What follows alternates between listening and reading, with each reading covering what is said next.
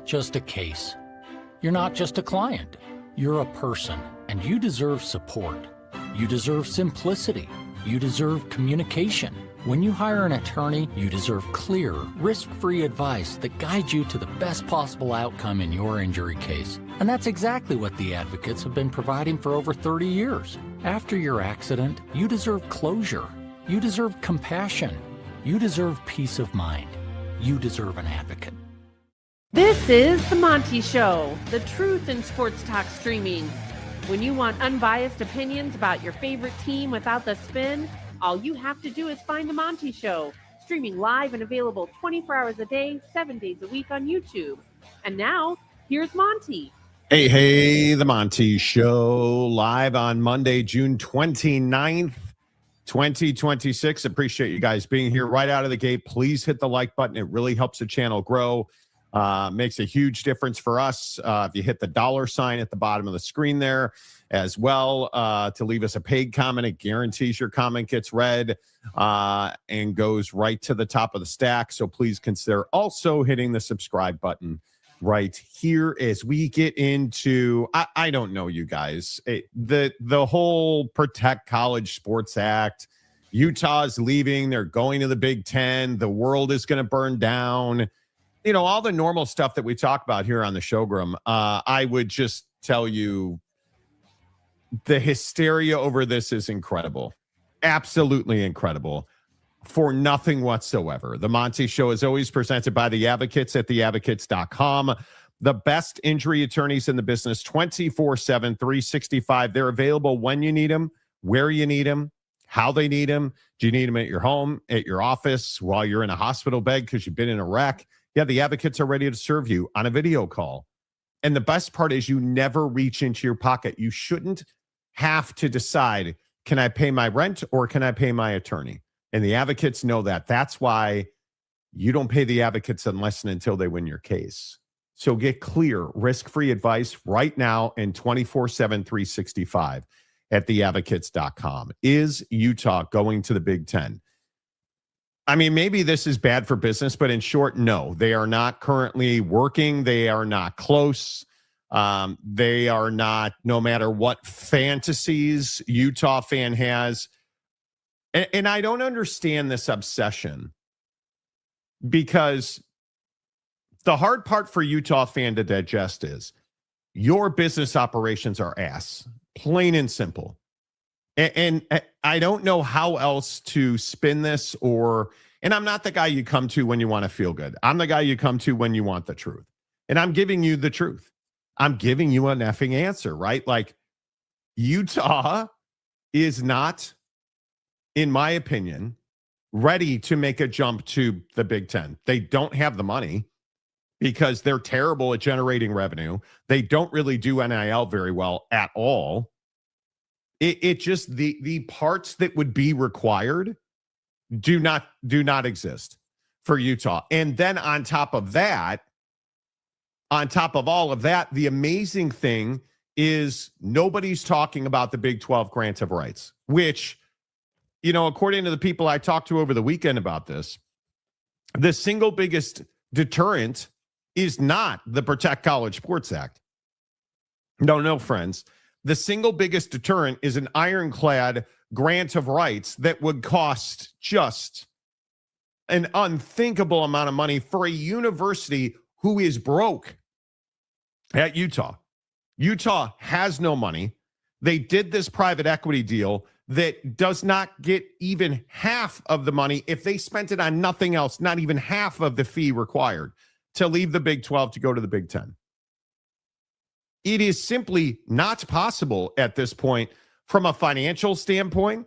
Utah is broke. It's as simple as that. They do not. Do you guys understand that Utah simply does not generate revenue? Their revenue generating operation is not good. It is not at all, in my opinion, prepared to take a jump to that kind of level. So even if it were possible, which again it is not, and Utah is not close, I'm just going to say that all day long. Utah is not close. Utah has not had substantial conversations that have led to to any kind of movement towards the Big Ten. It's a bunch of bullshit. It's made up message board. I'm a fan. It doesn't exist. But on top of that, Utah doesn't generate the revenue that would be required to do so. I think it's as simple as that. The biggest issue, Jake, is that Utah's revenue generating operation is ass. Yeah, I mean, look, I think that this is a conversation we've been having with Utah for a long time. And when I say a long time, probably, seriously having the conversation for probably the last 5 years. How long has this been affecting them? Probably the last 10, if you really want to be, if you really want to be accurate with it. If you think about it, it's 2026. Revenue generation in college athletics didn't really start to kick off until the pandemic really set in. So, you go back to 15, 16, 14, 15. I think that's really when revenue generation conversations really started to, really come to the forefront. And in Utah with this Big Ten thing, I mean, I know that everyone loves to, light fires and, speculate and put these rumors out basically. But the reality is that Utah is still has a ton to prove in the Big 12. And I understand that the mechanics of them going to the Big 10 has nothing to do with their on the field record per se. But I think we can all agree that performance on the field, your the quality of your revenue generation, your rating as a university, all of those things build a bigger picture that either makes you a fit or not a fit. And I'm not even convinced that Utah is like this perfect fit for the Big Ten, like, keyboard warrior guy on Twitter would tell you they are. I mean, I think that while they're a good fit in the Big 12, clearly, I think that the Big Ten is just a very different conference overall. There's a lot going on in the Big Ten, and to me, it's like if you're Utah, your focus right now certainly wouldn't be realignment or moving conferences because it's just not worth the risk. And that's what I think people don't understand. Like, to your point, like breaking this grant of rights would cost you an arm and a leg, and the idea that you would incur that cost just to go to the Big Ten to then do what? So basically, anyone saying Utah going to the Big Ten, your reasoning is just financial, I guess, because they don't make a lot of money. Is that what we're? But it all cancels out. Yes, You're having to break that grant of rights, so you're already putting yourself further behind, and that's what I think is really just kind of hard to reconcile if you're really anybody in the Big 12 trying to break that grant of rights. Yeah, I don't believe, and this is just me. I don't believe that you're in a place where at Utah, I don't believe that you're in a place where you can sell yourselves as a national power right now. I think there are just around all of the changes, the way that, and I was talking to one source the other day who brought up the way that Kyle Whittingham was shown the door at Utah and the instability that has created in that program. And the lack of, one of the more interesting conversations around this Kyle Whittingham leaving Utah situation is just the lack of foresight as to what the ripple effect would be. Honest to goodness, I think Utah thought he was just going to go sit in a rocking chair and watch the sunset. And instead he wound up at Michigan and he took a good number of your players and your staff with him. And then we're supposed to be surprised as to why they don't make a lot of money. And we're supposed to be upset at Kyle Whittingham for doing that. And he's the villain and he's a bad guy. And come on, man. Like it is, I understand that Utah wanted a change.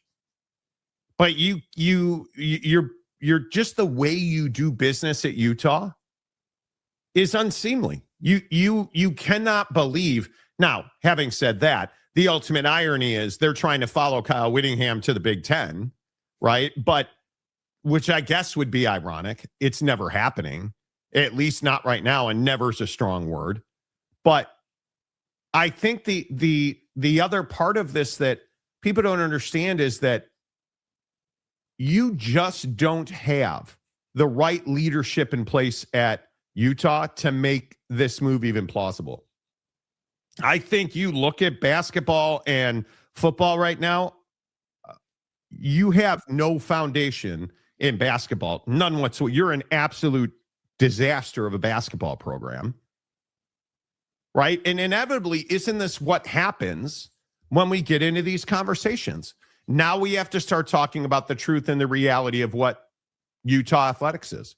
Yeah. It's a disaster. Yeah. And I think that athletics being a disaster has hurt your image a lot in the conference. And I think that we can't just skip over the fact that, and again, this is largely Utah fan doing this. I'm not putting this certainly on Mark Harlan or anybody who's in official capacity at Utah, but the reality is your perception was, hey, we're going to come in and dominate the conference. We're going to do really well.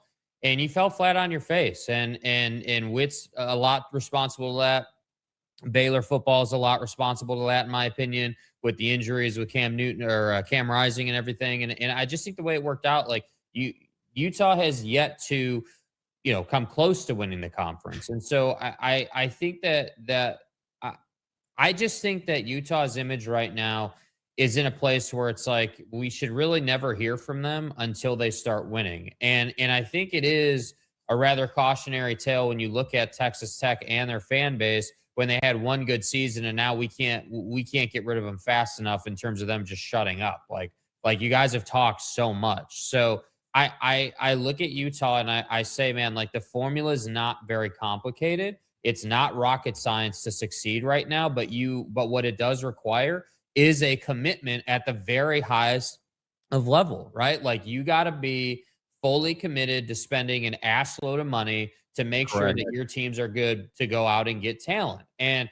if you're unwilling to do that, you're not going to be very good. And at some point there has to be this balance of, well, yeah, like we're Utah and like we have a great medical business line at Utah, and much like other schools do. We have a great business school. Like we have good stuff happening, but we're not doing a good enough job, making money. And so that really hurts us when we're trying to consider what our moves are going forward. Because I'm going to keep saying this, and we've talked about this on the show for, most of this year, frankly. Like we've talked about it all the time in the non-sports and everything. Like whether you're looking at real life, whether, in your day-to-day and what your life requires, you're looking at college football. The reality is the time we're in right now requires that you make more money, right? Like more money is better. And I know that sounds simple and dumb, but it's like, hey, these problems that you have or Utah has feel a little bit smaller when you're making a lot more money. The problem is you're not going to go and make all that more money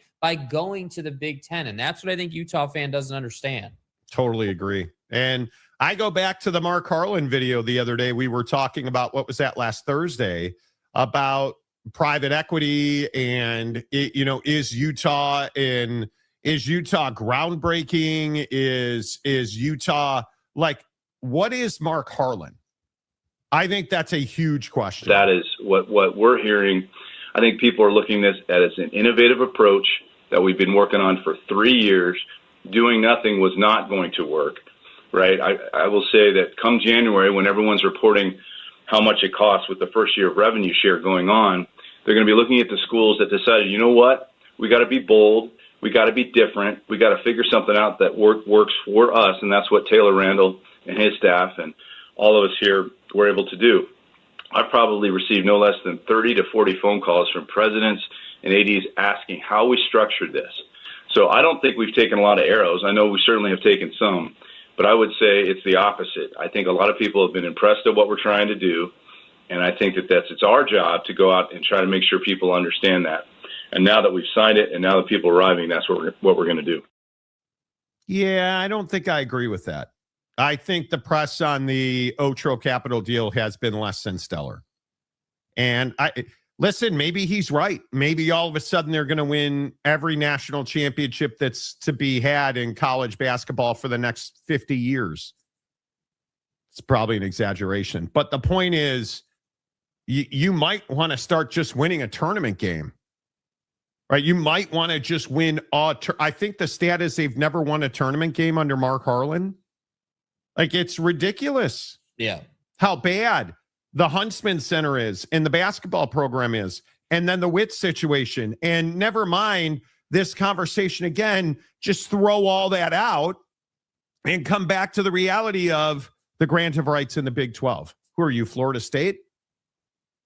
I mean, it is essentially the exact same grant of rights that the ACC has, because where did they get their grant of rights?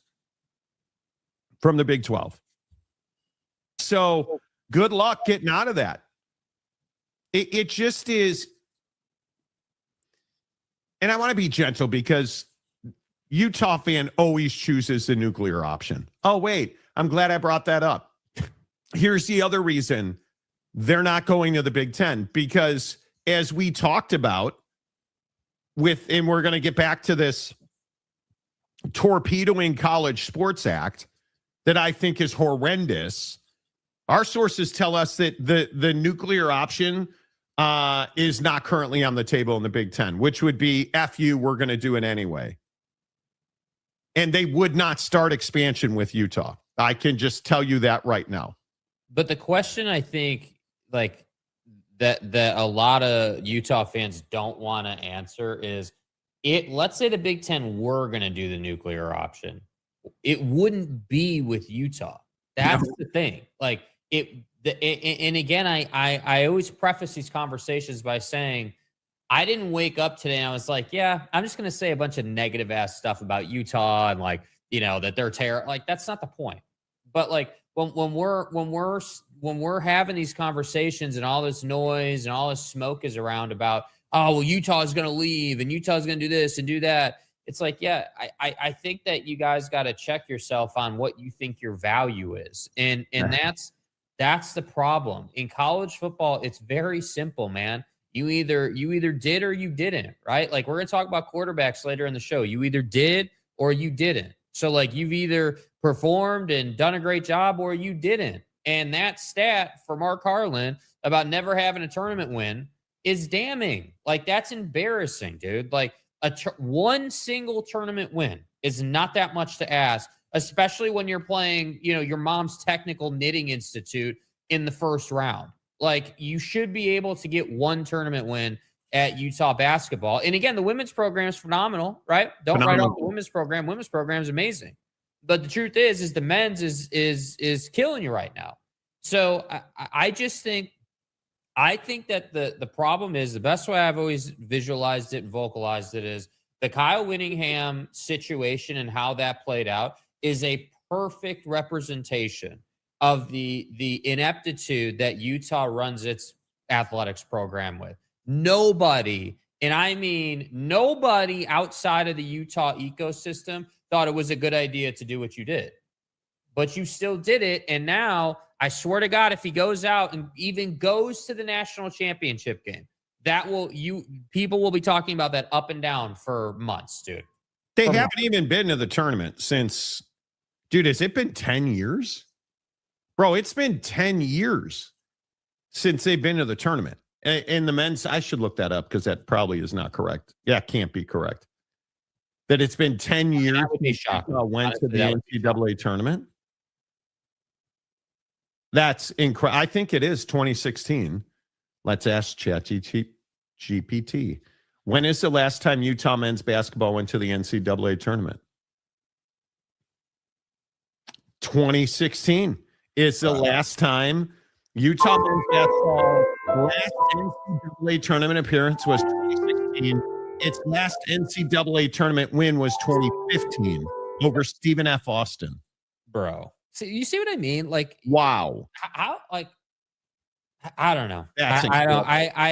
I genuinely am surprised by that. Like, I maybe I shouldn't be, but I just, how, Mark, and again, I understand he's just the AD. He's not Taylor Randall. And Taylor Randall should absolutely be thrown into this conversation, in my opinion. Your president and AD combination are what drive a university forward, right? Those are the two individuals at any institution who are the operators on both sides of the ledger, meaning athletics and education. And if those two are not in lockstep and those two are not in a position where they're finding success, then you need to find a team that will. And this is why I was not so like over the moon and comfortable with the private equity deal. I disagree that the private equity deal is some rocket science deal that everybody is just fawning over. I think that the private equity deal is a deal that you had to do because you needed the influx of cash. And generally speaking, I'm not even criticizing Utah for looking at private equity or considering it. I'm a big believer that things like private equity can be an asset, provided you know what you're doing with them, provided you use them the right way. And that's where I draw the line in the sand. Private equity for Utah can be an asset, line in the sand, provided they use it the right way. And I think that people are very concerned that you're not going to use it the right way. And so then it's like, all right, well, what happens when, as an example, Mark Harlan, 5-10 years from now, whatever Mark Harlan's done at Utah, what does that private equity deal look like for the new athletic director? And the new, I just think that I really hope that they have that under control, because quite frankly, the rumors of you going to the Big Ten are going to be the least of your concern if you're not using the private equity, money the correct way. Yeah, I don't even know where to yet. Let's just make this very clear. Utah's not going to the Big Ten anytime soon. And I'm not telling you it's never, ever, ever going to happen. It's not in process. It's not in the works. They are not close. And I think the issue becomes, if you are Utah, what are you going to do to become a better business program? What are you going to do to make more money and win more games? That should be your only focus. And Mark Harlan, again, Mark Harlan's a very capable athletic director. He has not done his job very well recently. And it goes back to his meltdown at Rice-Eccles against BYU and running on the field and attacking officials and then calling out players. Bro, since that moment forward, they have been nothing short of a disaster athletically. And the goodwill that you had through Kyle Whittingham, who truly is a decent and quality individual. Kyle Whittingham is as good a human being as there ever was on this earth. That's all been undone by the way you showed him the door. And then you tried to withhold his compensation. It's bad business by bad business people over and over and over again at Utah. And the hard part is, if the Big Ten came knocking on the Big 12's front door, is Utah the first conversation they're having? No, my guess is it's Houston or BYU. That'd be my guess. That those would be the two mark. Houston, BYU is everything. And the Utah fan, of course, is going to say, well, why are you playing BYU versus Utah? Clickbait. Okay, you live in that world if you want. The reality is that there are few athletic departments in this country doing business as well as BYU is. That's number one. They're making money hand over fist. Their stadium is full. Their basketball program is consistently recruiting at the top of college basketball and just put the number one pick in the NBA draft. Yeah, BYU's the model. BYU is what everybody's trying to be, except they want to play on Sundays and BYU does not. But that's a different conversation. My point is, I think BYU is the business model that everybody's chasing, and I think Houston's the TV market in this conference that everybody wants. And if we are from a sheer, hey, what makes financial sense? Houston makes financial sense. Utah certainly does not right now. Not the way they are being, because on a legacy basis, certainly. There's no question. From Urban to Witt, there is no question that Utah is a power college football program that has repeatedly made bad decisions in management. As simple as that. And you're 10 years now without an NCAA tournament appearance. Meanwhile, the little guy down the freeway, Monty's got his blue goggles on for the Mormons. Might be. They just put the number one pick in the NBA draft. And they have one of the top recruits in college basketball coming in. And they have NIL fully ramped up. And they have a better football program than you do. And they have the best college football coach in the conference. And they're putting guys in the NFL draft. And people watch their games. Like, is there any question that BYU has been far better in college football the last 3 years and much closer to a bid in the college football playoff through a conference championship? Utah hasn't even, in my opinion, Utah has not been competitive in a lot of games recently. Last year, they were significantly better. That much is clear.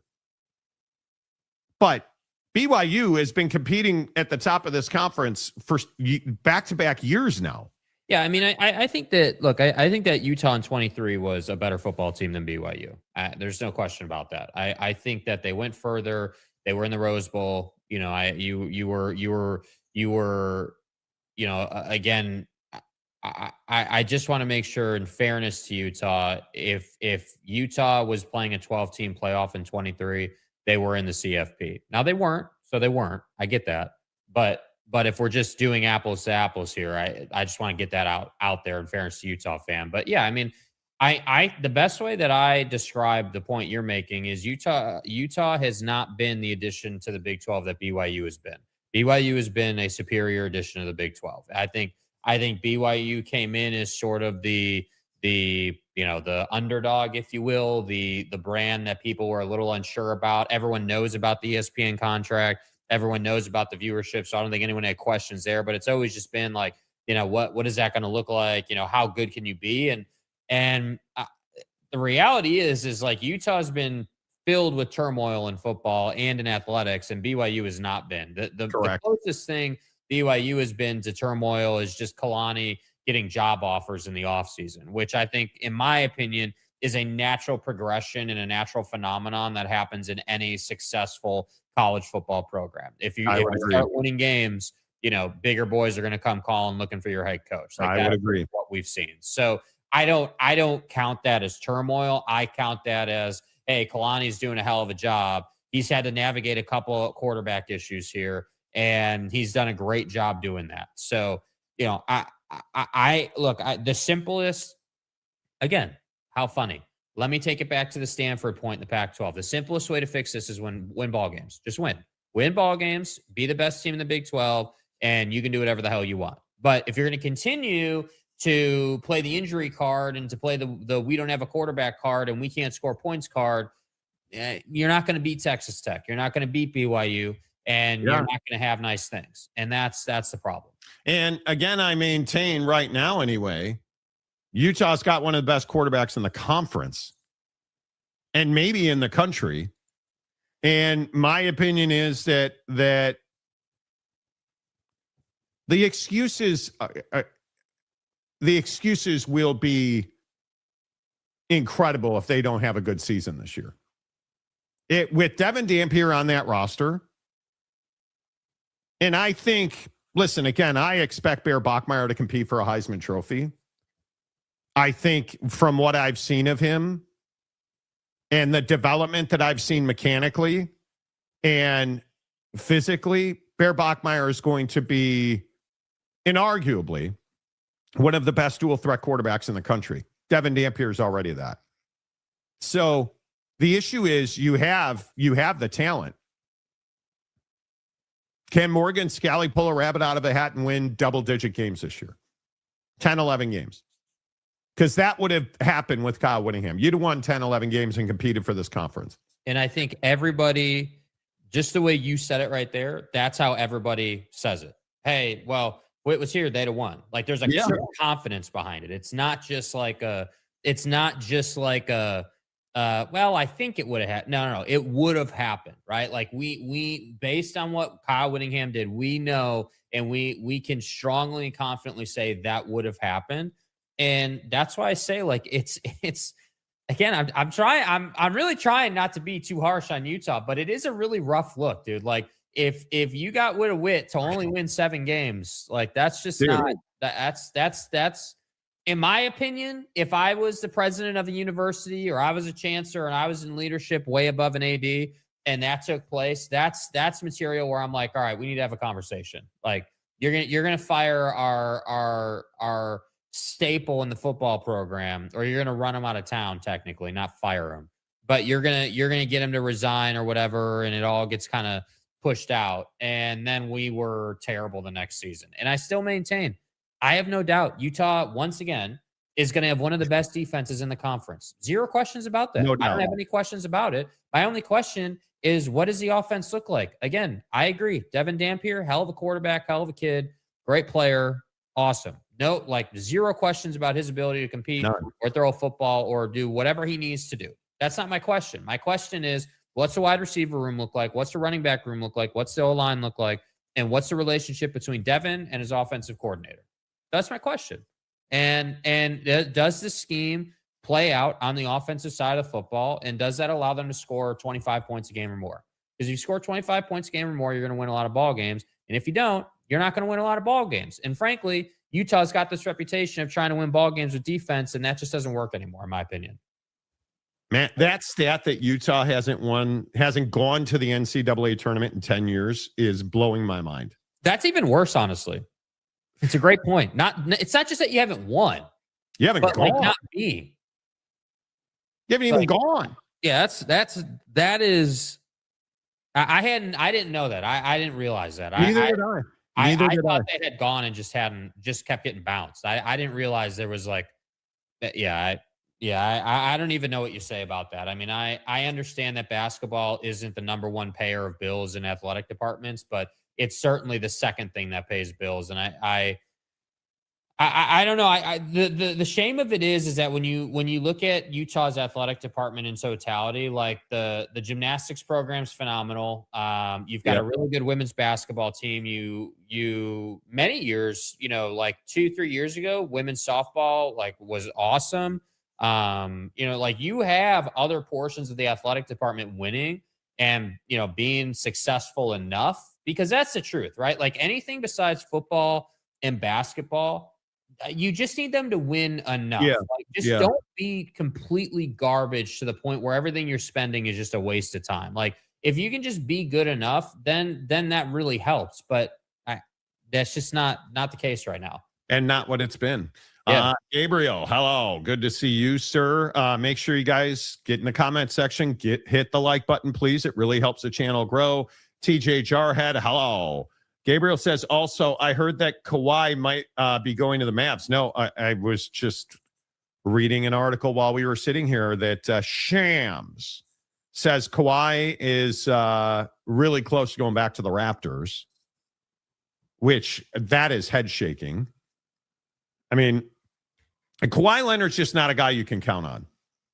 But the Kawhi Leonard leaving the Clippers because they plant a lot of trees is a really difficult situation to digest. Yeah, well, what's more difficult is that Commissioner Ears hasn't done a damn thing about it, and Adam Silver, and you can't just sweep that under the rug and do nothing about it and expect fans to not say anything. That's just an asinine strategy. Big Blue Horse's grading programs. Utah can't dump the Big 12. They have nowhere to go. They aren't attractive to the Big 10. Oh, I would disagree with that. I would totally disagree with that.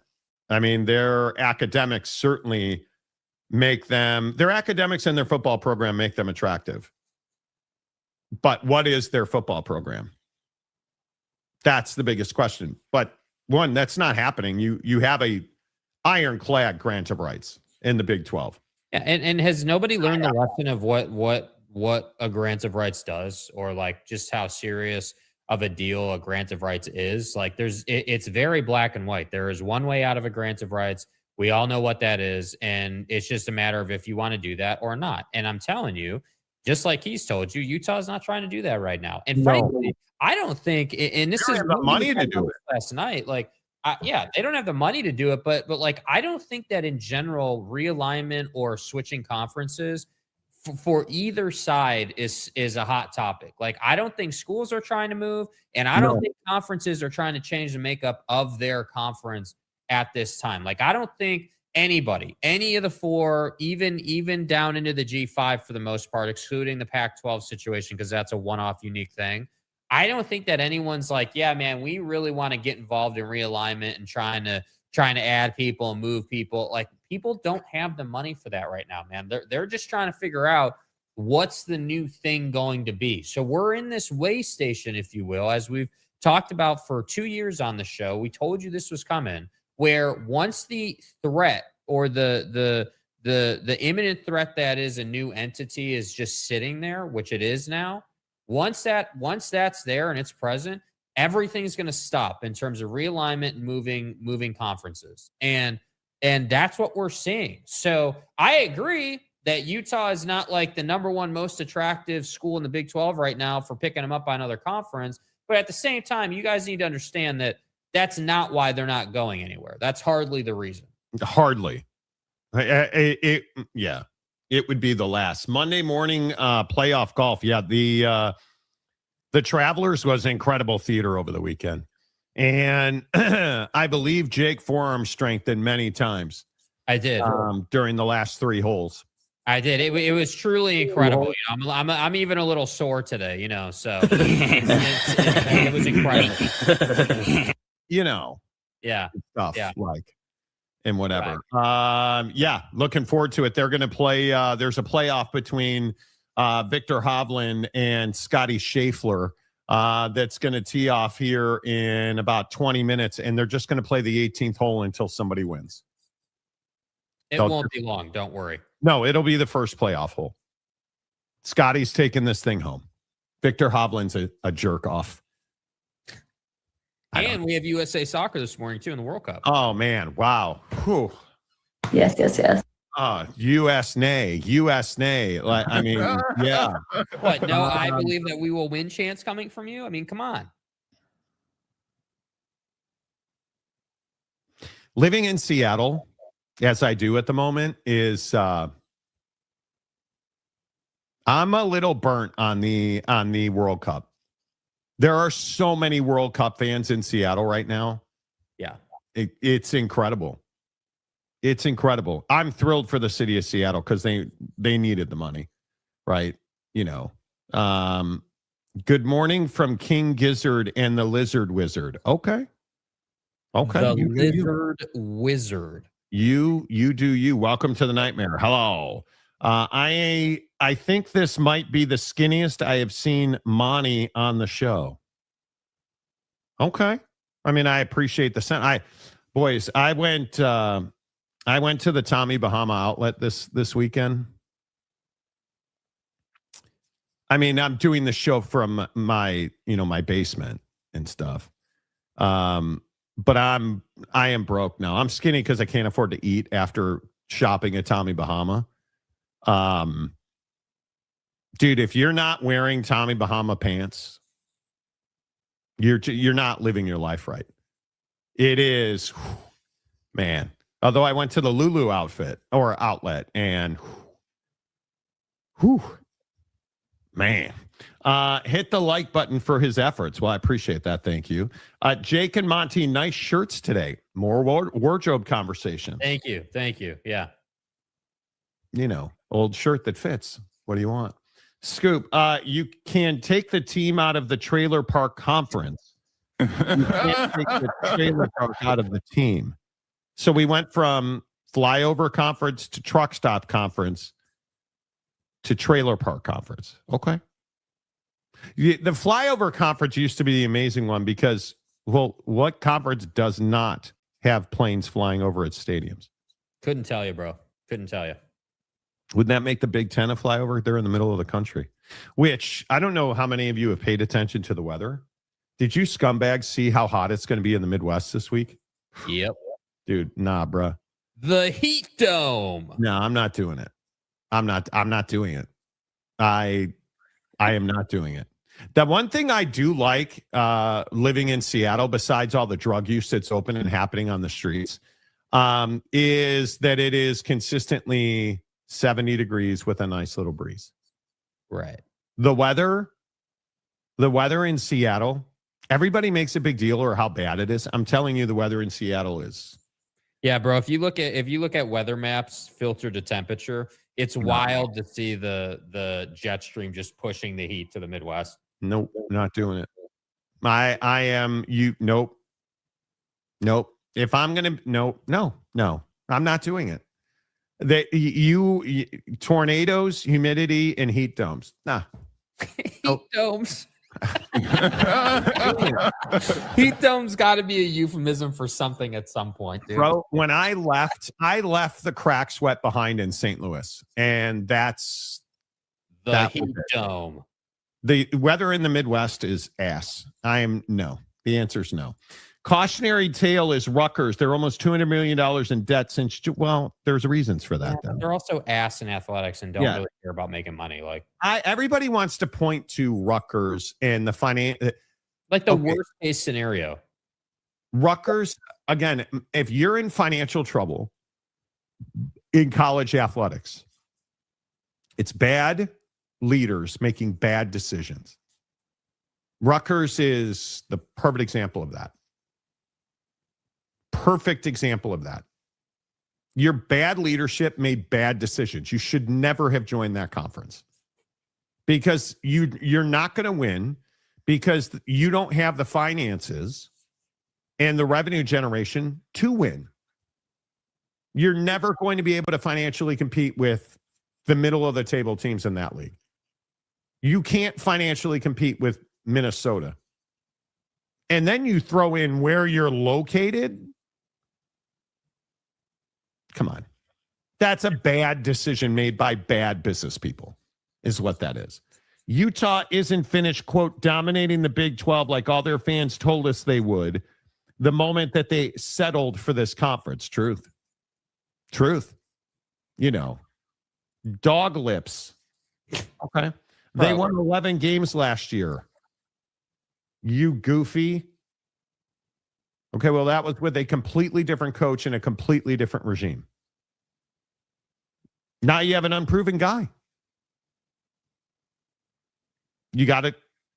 Listen. We can win games. If you guys would prefer, we can change. We can do a different kind of show. I mean, we can go full, tinfoil hat, and roll out a bunch of stick about Utah doing fake things to get clicks and likes. I mean, if you guys want us to do that, just let us know. And I mean, we'll give you what everyone else do it.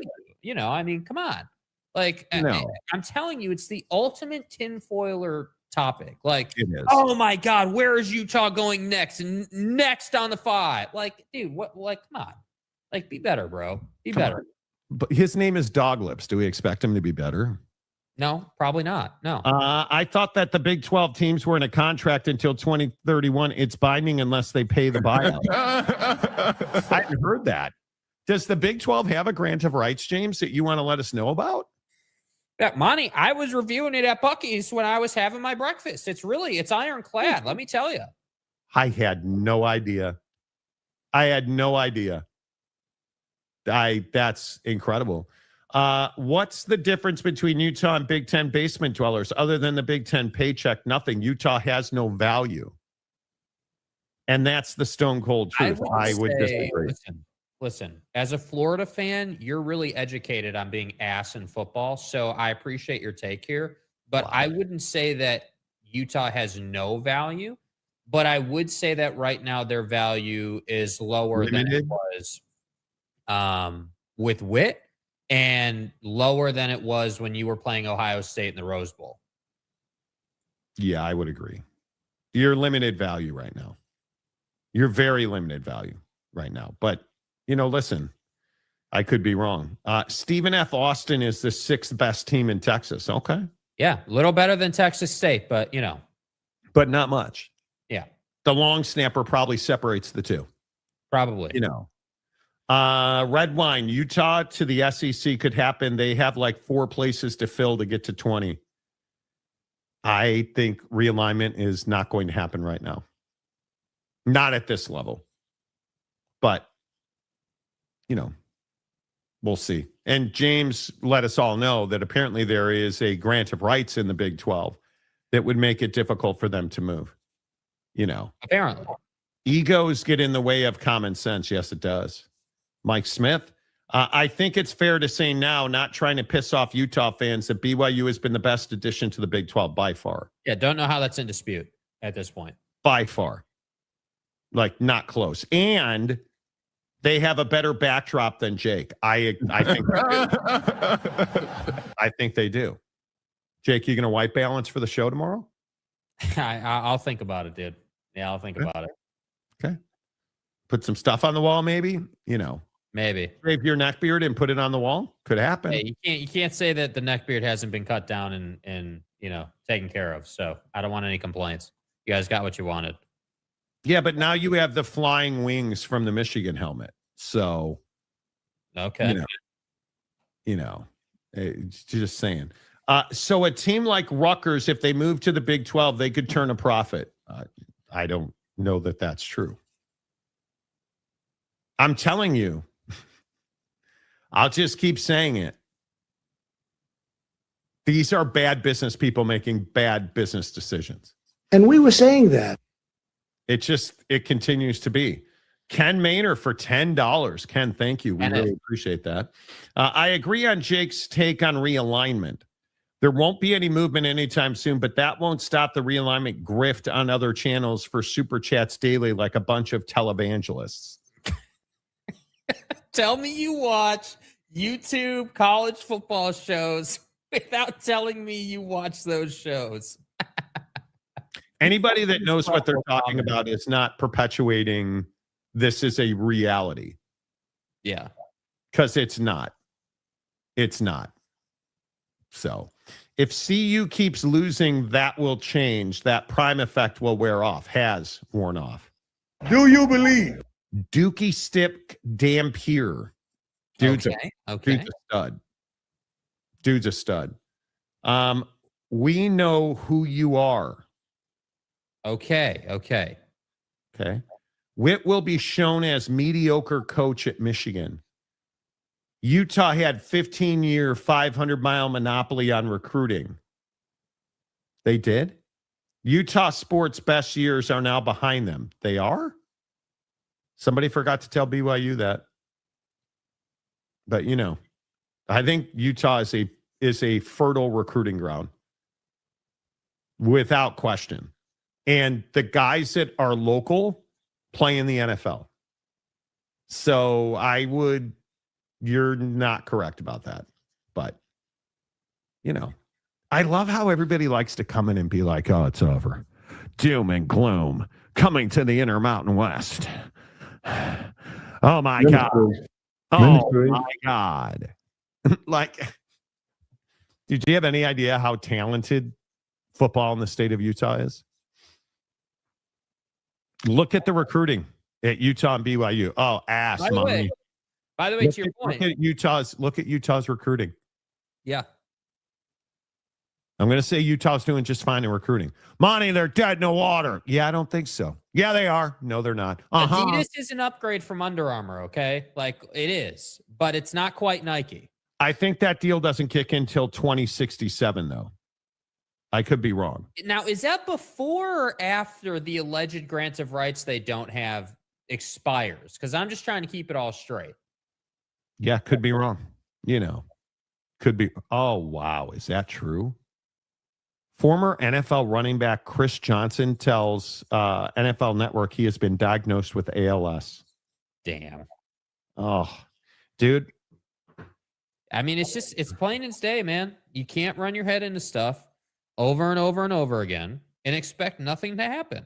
Like, I hate saying it, but it's like, and again, we're going to have a great conversation here in a little while about the NFL and different happenings, but it makes it difficult to watch legitimately. Like, when I watch it, like I enjoy watching playoff NFL football, but I'm sitting there like, yeah, how many of these guys are ruining their life right now here in front of us? How many of these guys are waiting for that diagnosis? Like, that's terrible, bro.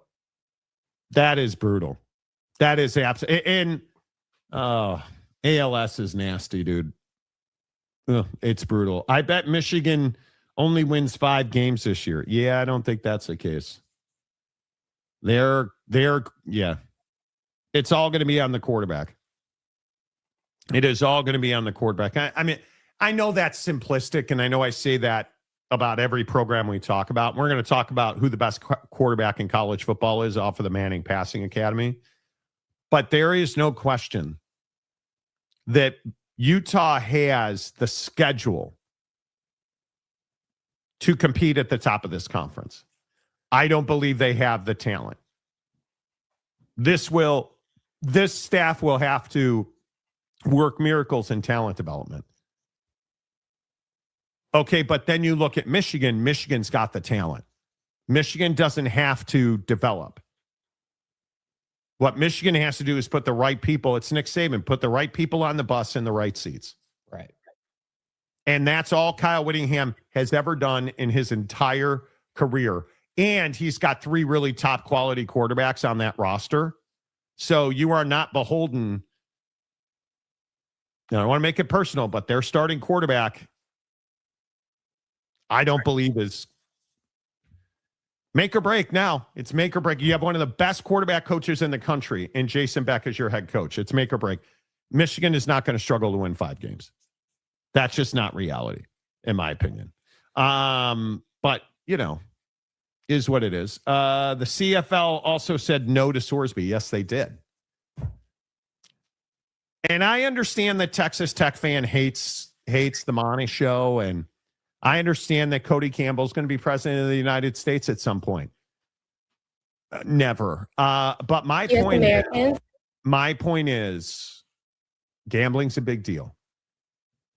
We'll get into we'll hear from the airmen. We'll get to the airmen. Okay. New report has BYU headed to the AFC, just as accurate as Utah to the Big Ten report. It was the NFC because they're going to replace the Bears in Chicago. You mean the Hammond, Indiana Bears? No, the Chicago Bears, who are no longer in Chicago. They play on a toxic waste. Norge Coog, hello, good to see you, sir. Are not Clemson and FSU still itching to get out of the ACC? I believe they are. TJ, who has a jarhead. The delusion of Utah fan is second only to Tech fan thinking the SEC wants them after one decent season. Oh, Brendan Sorsby, great party. Brendan Sorsby, a great party. You guys asked him to leave. Yeah, because he's a piece of crap. Okay. Just check it. I also want to point out, here, 2 holes, did bring up the UFL when we were talking about him not getting into the NFL. And now all of a sudden, no surprise, UFL president's all over it, dude. Wants Buddy to play in the league. So just saying. What's the difference? They're desperate for PR. Yes, they are. In the UFL. The CFL, I told Buddy the other day, Mr. MDiv the other day, who's like, oh, you should go play in the CFL, Monty. They won't take him. And look, I know that you have your H-min and your DIV and your HIV and stuff. And I know that you're a Texas State student now on an intensive. But trust me when I say the CFL is a legitimate professional football league. They're not going to mess around with a guy who gambles. And now it's starting to look like he's not going to be eligible for the NFL draft. So good luck. Good luck. He's going to wind up playing in the UFL, which is probably where he belongs. Ryan Duffy says USA Soccer is Wednesday. Jake, how do you not know that? I had the schedule wrong. My bad, dude. Sorry.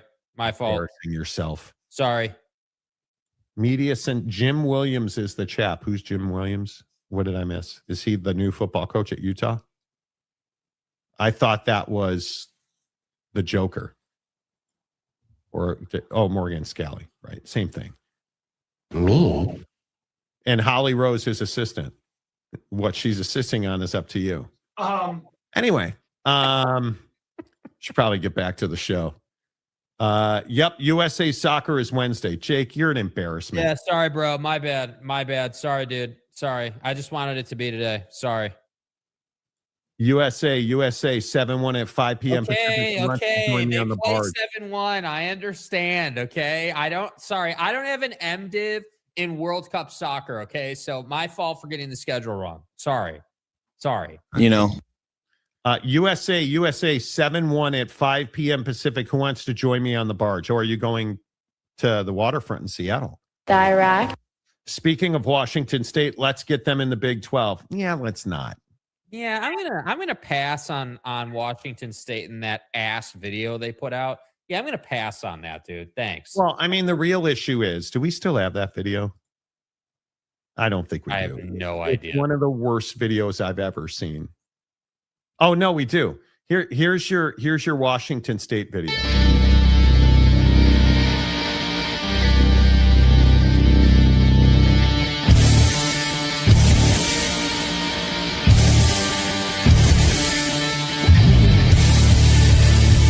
Coug Nation, it's a new era for the Pac-12. Are you ready?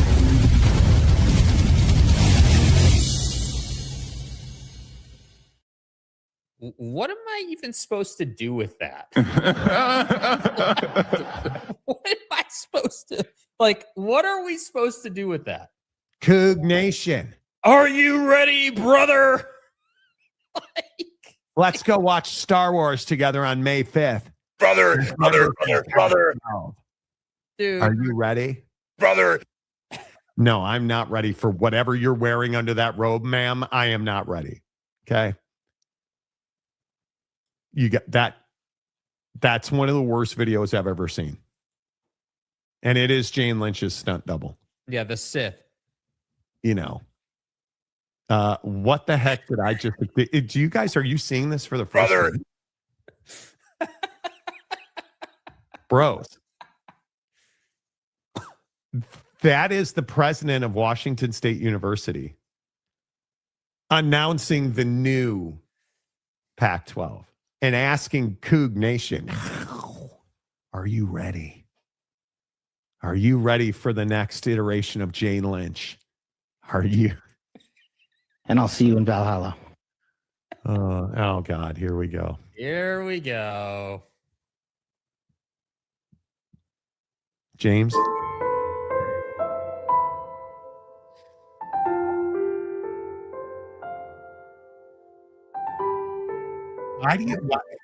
How many times do I have to say this? How many times? Again. It's not personal. It's a bit. It's not real. It's not personal. So when you're like, oh, my MDiv, it's an intensive, bro. We don't take you seriously. Nobody is saying that it's not hard work. I'm 100% in agreement about you. Nobody, bro, at some point you're going to figure out that not everybody, nobody knows you. So it's not a thing where like, oh, it's so easy to get to. Do you think anybody gives a rat's ass how difficult it is to get a degree, yet most of us have them? Do you think anybody cares how hard it is to pass a real estate test in 2 weeks? You hear me bitching and moaning about it? No. But you did. But you did pass it. I did, but it's not personal. And I'm not sitting here telling you, man, Monty, I took an intensive and I got it.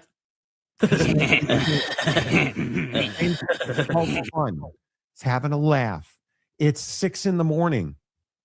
and the party's still jumping because my mama ain't home. Monty, I'm going to need you to stop busting my balls. That was a Snoop Dogg reference. That was a Snoop Dogg reference, James. Do you think Snoop Dogg's taking it personally this morning? No. Bro, relax. I'm just going to start calling you Tanner Plummer. Does James know who Tanner Plummer is, dude? Just chill out. Pull the butt plug out and have some fun. Like, God damn. Washington State will experience the Big 12 in Manhattan, Kansas in September. I mean, man, wow. Maybe they can make a new video. I have a lot of expectations for K-State this year, in all seriousness. Avery Johnson, my expectations are low. Every year about K-State. Every year the last 3 years. Oh, my God. They're making it happen, and then they don't. You know. James, just go to the rectory already. Seriously, dude, go take a nap. Drink the grape juice, eat the Ritz crackers, call it the body and the blood of Christ, and take a nap. Yeah. Like, dude, just have fun with it. You're a star on this show, man. You quite literally are a star on this show, and you just can't let it be. You can't let it be. You just can't live in that world. James, whoa. Comment. Now I lost where I was. Here we go. James, do you need a therapeutic cornholing session? Bro. Look, playing some cornhole can be therapeutic. You know, I'm not here to brag about my MA. MA, BA, you know, I mean, whatever. Making fun of his degrees was the line in the sand. Guy is taking strays on every category daily for months. And making fun of your degree is the line in the sand? A great point, dude. Hello? The Walmart manager and the Japo shitbox didn't push you over the line, but the MDiv intensive did. That's where I had enough. Okay, we are standing on the tee box of the 18th for Scotty and Victor Hovland here. Are we now? Victor's going first. Where is... God damn it. Golf Channel. I know, jerky. I'm trying to find it. Yeah. There. Ooh, it's sunny, too. Victor Hovland. What? Here we go. Okay, Jake, who do you have in this officially? Scotty. I have Scotty today. Yeah. Okay, so the Travelers is going to a playoff. Yeah. In Central Connecticut, and it's Scotty Scheffler versus Victor Hovland. And Victor Hovland is on the tee, being weird, a lot of waggles, and absolutely smoked one right down the middle of the fairway. Crushed it, dude. Crushed it, bro. Oh my God. Dude, can you imagine the pressure of standing on the tee box like Scotty did yesterday and then putting one into the right rough? And look at Scotty wearing the exact same fit he wore yesterday. That's my guy. Yeah, dude. Yep. Pink over tan. Yep. Scotty. He's got that outfit on lock. Color over tan is Scotty's go-to for sure. I'm a huge fan. Yeah. I'm a huge fan. Yeah. Please don't put this in the right rough. He has struggled with this shot all week long, bro. He has consistently either hit this bunker or put it in the right rough. Yeah. And it is... Come on, baby. Scotty. Yes, sir. Right down the middle. Let's go, baby. Okay. That's my guy. Now it's gonna come down to iron play. Bro, they are right next to each other. That's incredible. They're within 3 feet, 4 feet of each other. That's incredible. And now the best iron player in the world is Scotty Scheffler. Let's see if he can cash it. Yep. Yeah, you love it. How do you love it? Anyway, absolutely love it. Just have more fun with it, dude. Just relax, bud. It's cool. Like you're a star on the show. You should be grateful that people are ribbing you the way they are. Like, it's cool. And you just won't let it go. And you just won't let it go. That doesn't keeps going. Respectfully, that doesn't feel like a lot of 87 hours. That's it. Yeah, that doesn't feel like a lot. Feel like a lot, dude. I had 137 hours. Yeah, to do a real estate test. Yeah. So, yeah, because you have to like keep a log and turn it into the real estate commission. 137 hours. You really? Yes. You have to log all of your study, and you have to log all your tests, and you have to proctor your mom, and Well, you have to proctor your mom. Yeah, it's brutal. Donna Summer singing about James. He works hard for his MDiv. Do so hard for his intensive. James, nobody is questioning the work you've done to remove pedophilia priests from the priesthood. Nobody has questioned that. Relax, dude. Chewy, James, I've got 3 master's degree, and you don't see me preaching on a mountaintop. Well, you're a Dodger fan, so nobody likes you. See, is Chewy getting upset because I said he's a shitty Dodger fan that everybody wants to punch? Hey, Chewy, you're a bandwagon Dodger fan. Yeah, jerk face. Yeah. Nobody is. Guy, my team is moving to a toxic waste dump. Like, hello. It doesn't get worse than being a Chicago sports fan. Just garbage. We lost the game because Alex Bregman didn't run hard. And the White Sox are good right now, which is always bad for the city. Yeah, had to throw that in there, didn't you? No, like I did. Your mom made a 45-foot double breaking putt for birdie yesterday, second longest of my life. I like it. I like it. All 12 people there looked excited. No, actually, the gallery is huge for this. The gallery, I'm surprised for a Monday morning playoff. There's a lot of people. Yeah. I'm really surprised. I thought it would be empty, but the fans around the green, there's actually a lot of people at the 18th green complex. Yeah. So I'm really surprised by it. But, we'll see. I'm a huge golf guy. And Scotty, I think, is up first. Victor's got him by like 9 inches. Bro. Whatever. Nothing. Okay. Skull A. Yeah, Scotty Scheffler will be up first from the fairway.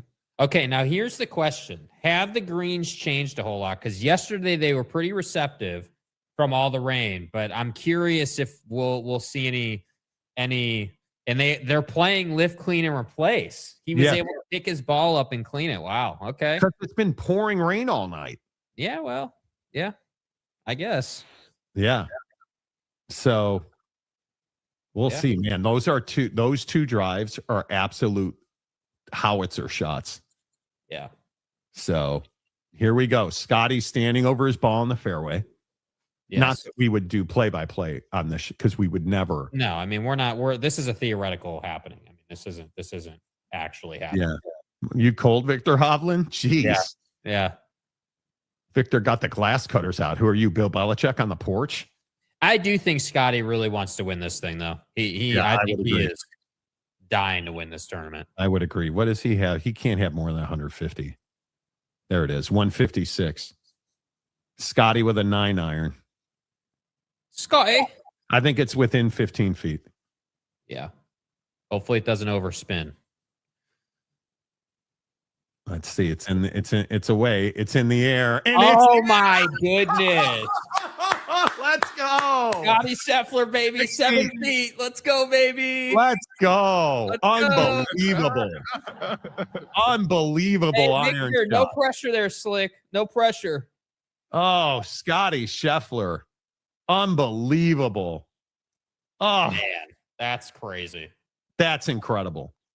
That is incredible. Victor Hovland's a hell of an iron player as well. Yeah. No pressure here, dude. These are the kind of shots where you're like, oh, man, dude, you got to get this close because he's making that. Yeah. You're a little tighter in the hindquarters after he puts an iron shot within 6 feet. Yeah, dude. I mean. Couple of waggles here. Couple of waggles.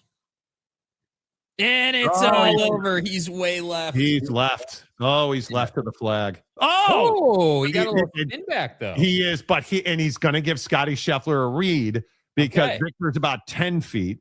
Yeah. Between 8 and 10 feet, and Scotty's between 5 and 6 feet. Not and so, Victor, they're on the same line. And, that's a nice little draw he hit, but he's much further left of the hole. So, both really quality shots. Woo. Yeah, Scotty's within like 5 feet, it looks like. Yeah. Okay. Yeah. Okay, so does this go to a second playoff hole now? No, absolutely not. Victor will miss that putt and Scotty will make his to end it. I think. Okay. So. I don't we'll see. Yeah. I hope you're right. I hope you are right because I would love to see Scotty win this. Yeah. I would love to see Scotty win this. Yeah. Because the PGA Tour is better.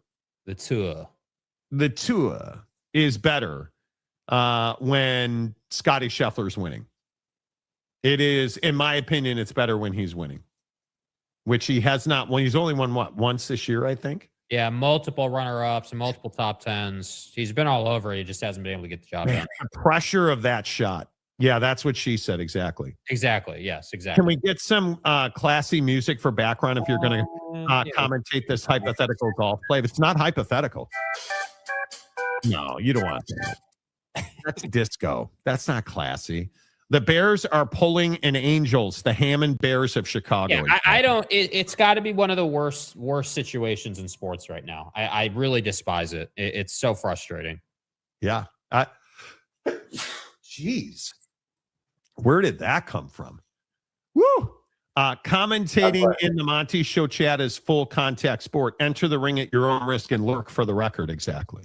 Yeah, like again, James has just never been able to, and it's really been two guys. Oak State James and Tanner Plummer were never able to handle the fact that they are stars on this show. Everything's personal. It upsets them. They like wear it. Like, yeah. Do you know how many people have come in this show and called me fat or old or stupid? Or you learn that this is a very impersonal, personal business. Yeah. So, and Victor's going to putt first, obviously. Yeah. Do you know how nervy this putt is? He's one of the best putters on tour too, and this I think this is almost impossible to make. If he makes this, I mean, it's just ridiculous. Yeah, if he makes this is because this has got to be 12 feet. It looks like to me. Yeah, I haven't seen a measure on it, but it is. He's going to make this putt. He really should make this putt. We'll see. It's a nice little right to left putt. He should make it. So. Yeah. I love that. Yeah. I want. Miss it. I am. You can say it. You can say it. I want him to miss. And I hate rooting against guys because golf is so hard. Golf is so hard. And it just is. The one thing that I'm missing in my life right now is playing golf. I'm working on a couple of things that I just don't have the time to play right now. Yeah. But I mean, I agree. This is makeable. This is makeable. It is makeable, but I just, man. Victor Hovland wearing Scotty Scheffler's signature shoe, trying to beat him in a playoff. Keep that in mind. And he made it. Wow. And now all the pressure shifts to Scotty Scheffler. Wow. And a huge fist pump out of Victor Hovland. A huge fist pump. Man. See, and the thing that separates him, and Scotty suffered from this yesterday, Victor, his pace on his putts are elite, which is why that putt went in. He did not overhit it. Yeah, rolled over the right edge of the hole to fall in. Man, so, this is going to be gnarly if Scotty misses this, dude. I don't think he will, but the pressure to make this putt. And now, by the way, if Scotty makes this, they just go back to the tee box on 18 and play it again. Yeah. Yeah. I mean, listen, that's the thing with golf though. And this is we were kind of talking about this, but I think that in golf, it's all about the tee shot. If you're going to be in the fairway, you're going to have a look for birdie 9 out of 10 times because these guys are so good. But it's if he makes this and they go back, it'll be all about if Scotty misses to the right, because I don't think we're going to see Victor miss too much. So we'll see. That was a huge putt by glass cutters. Clutch, dude. Really clutch. Oh, God, this has got to be so much pressure on Scotty Scheffler. You're talking about, I don't think he gives a damn about the money. It's all about just, making this. But you know how hard it is to win golf tournaments? I think he's going to make this. I like him to make this putt. It's closer. It's pretty. And he missed it. Wow. Victor Hovland's won the Travelers. Scotty misses an easy putt. Oh, man, you hate that. Damn. Oh, you hate that. For and Scotty. now it's in Scotty's head. And look how upset he is. Oh, man. Oh, he's really upset. I would be. Yeah. I mean, I'm telling you, that's the thing for him. It's the worst part of his game, dude. Putting is the worst part of his game. And going to the TaylorMade Spider made all the difference in the world for him. But his putting he's just not. And this is what I said at the beginning of the hole. Hovland is the superior putter, and that's what decided it. Oh, and he missed it way left. That's the hard part, is it didn't break the way he thought it would break. Scotty's angle was straight. Victor Hovland had a slider. Yep. Oh, that is brutal. Scotty Scheffler loses on the first hole, and Victor Hovland and his ovaries have won. So there you go. All right, let's reset it here on the Monty Show, as always, presented by the Advocates at theadvocates.com. The best injury attorneys in the business, 24/7, 365 at theadvocates.com. Sitting here talking about Utah to the Big Ten and all of the hubbub that is actually not hubbub. This is again what it seems like we as college sports fans want to do these days. This is message board warrior saying, oh yeah, Utah is going to the Big Ten. Oh, so it must be true. There is no basis in fact in this. There is no evidence of this. There is no plausible path for that to realistically happen. Anybody who's telling you this is a possibility at this point doesn't know what they're talking about. Because and I know this seems incredibly simplistic. The grant of rights in the Big 12 completely prevents this. And Utah's in what, year 3, going into year 3 of their grant of rights in the Big 12? I mean, this is impossible. This is impossible. And our sources have told us that this is not even in the works. That Utah and the Big Ten have not had serious conversations about this. They are not currently engaged in this. And this goes back to the Protect College Sports Act. And this change that was put into the bill in the markup phase that I think largely allowed the bill to move forward, that essentially made it so that the Big 12 and the ACC cannot expand. Now, we can argue over does the Protect College Sports Act make it so G5s are stuck in place? I don't think that it does. I think this bill is going to look drastically different when we get to actual floor votes, because we are a long way from, and make no mistake about this, we are a long way from the final version of this bill. What happened in committee was just to get the bill through committee, to get enough votes to get it through committee. Now you got to get it to the floor. They're going to pack their stupid pork belly fat into here. They're going to rewrite a bunch of it. Like, trust me when I tell you, this bill's a long way from its final version. And so everybody trying to read the bill and it does this and it does that, you have no idea what it does or what it's going to do. In its current incarnation, does it prevent the G5 from moving up? I don't know. I've asked a lot of people, and I don't think that anybody has an ironclad answer as does it or does it not. And I think that will be addressed because this bill only exists to protect Washington State.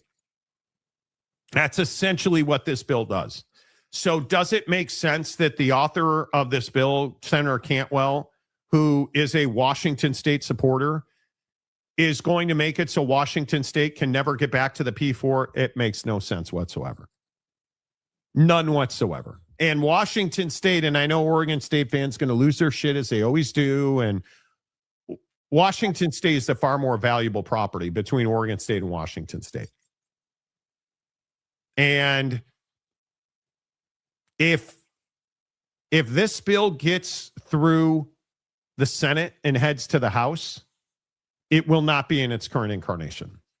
So I don't think we know the answer to that. I really don't.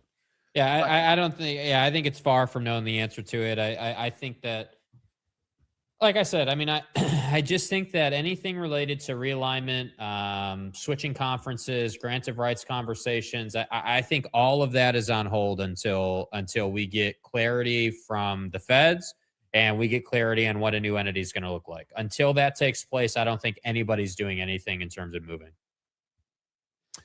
I think that's a very interesting discussion. I think what this bill does and does not do almost does not matter here. Because I just think anyway, not to be redundant, we're a long way from the finished product. Yeah. So, but I do think the entirety of this bill and its whole point is to screw the Big Ten and the SEC. I think that's the entirety of the bill. I think you look at the legislation as it currently exists, it's only in place to cap the power of the Big Ten and the SEC. But also make no mistake about it. This is a terrible bill. This bill does not protect college sports or save college sports. This bill does not help or protect athletes in any way, shape, or form, in my opinion. I think it's a bad piece of legislation. I think it limits income, it limits opportunities, which is how we wound up here in the first place. Yeah, and that's that's classic politics, right? Like, hey, we're going to name the bill the Protect College Sports Act bill, or the save this or save that, or what. It's going to have some fancy ass name, but the reality is it's just taking us back to the Stone Age and making it so that kids can't make as much money, and the old white hairs have the control. And I think that's. I just think that's not lost on anyone. I think a lot of people realize that and are not a fan of this. Yeah, and again, I want to reiterate, I don't think there's any way that this bill will, in its final form, prevent the G6 from moving into power conferences. That makes no sense for anybody involved. I think capping the ability of because I think the biggest fear is that you would have the SEC go pluck teams out of the ACC, and you'd have the Big Ten plucking teams out of the Big 12. Like, that's where all this Utah to the Big Ten talk came from. Fans absolutely getting there 21 times a month in, thinking, oh, well, we're an AAU institute. Shut up. Like, please. And the best part is they're dog whistling you, and you're just fully running at them. Oh, wow. Tell me about it. There's nothing to tell you because it's not happening right now.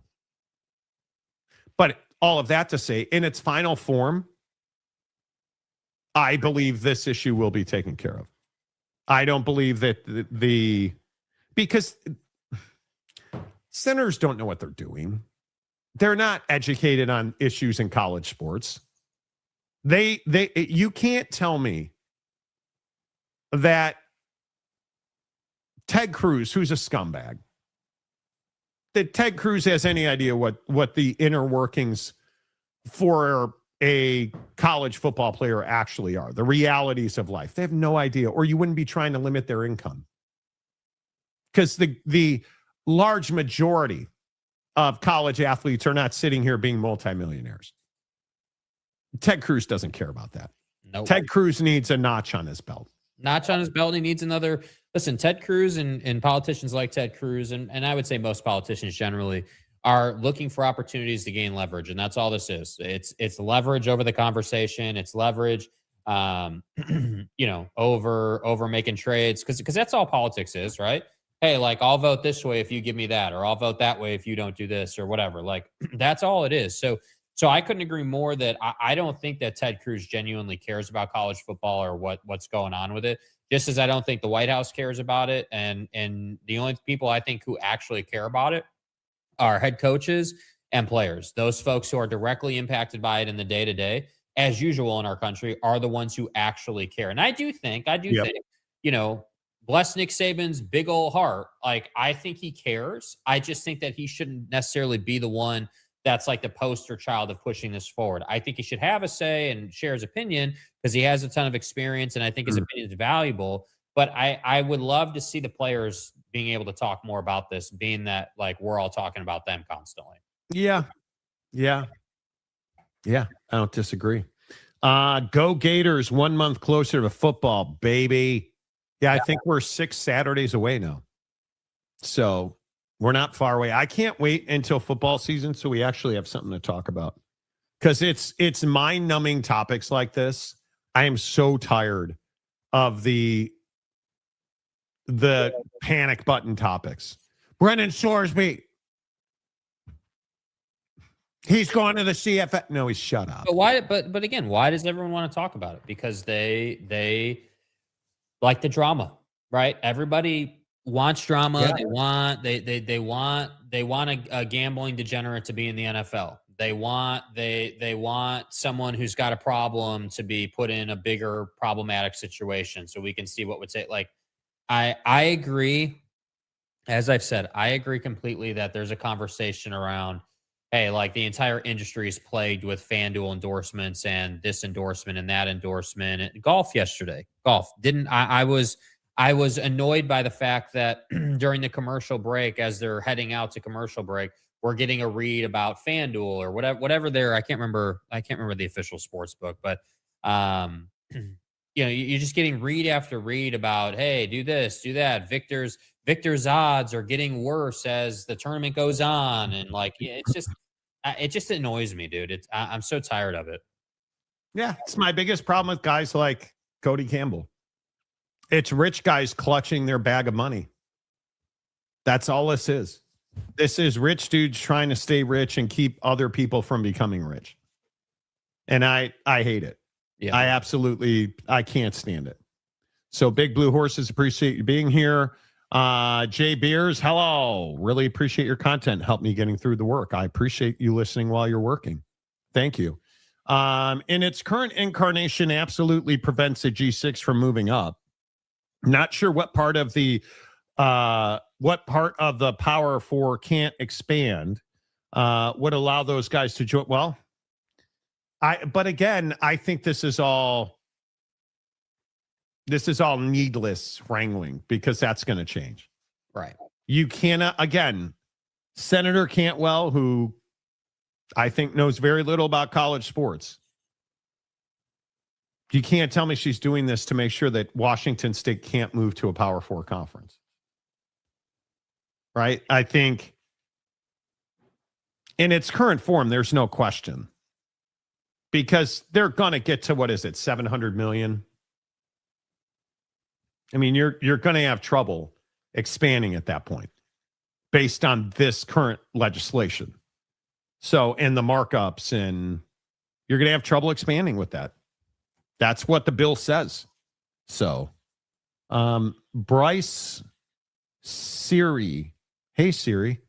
80% with 94% humidity in Rockford, Illinois right now. Sorry. Threw up in my mouth a little bit. No. The answer is no. Never. Ever. Nope. Not living in the Midwest. Ain't happening.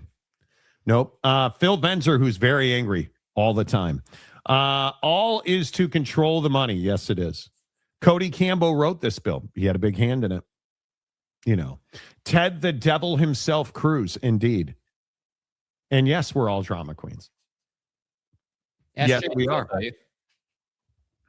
What's that? I said, ask James. He can tell us. Jake? My bad. Sorry, dude. James, sorry, dude. Very hard for his MDiv. My fault. My bad. Sorry. When you say stuff like that, it disrespects the hard work that James put into his PhD. Okay? Do you know how difficult it is to keep that rectory dust-free?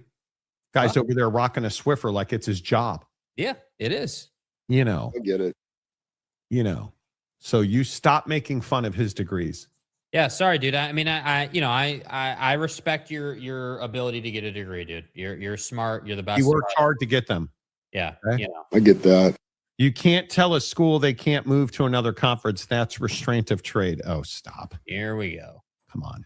Why do we always go to this? Come on. Like, this was the Pac-12 argument about interstate commerce violations. Well, like, what are we doing?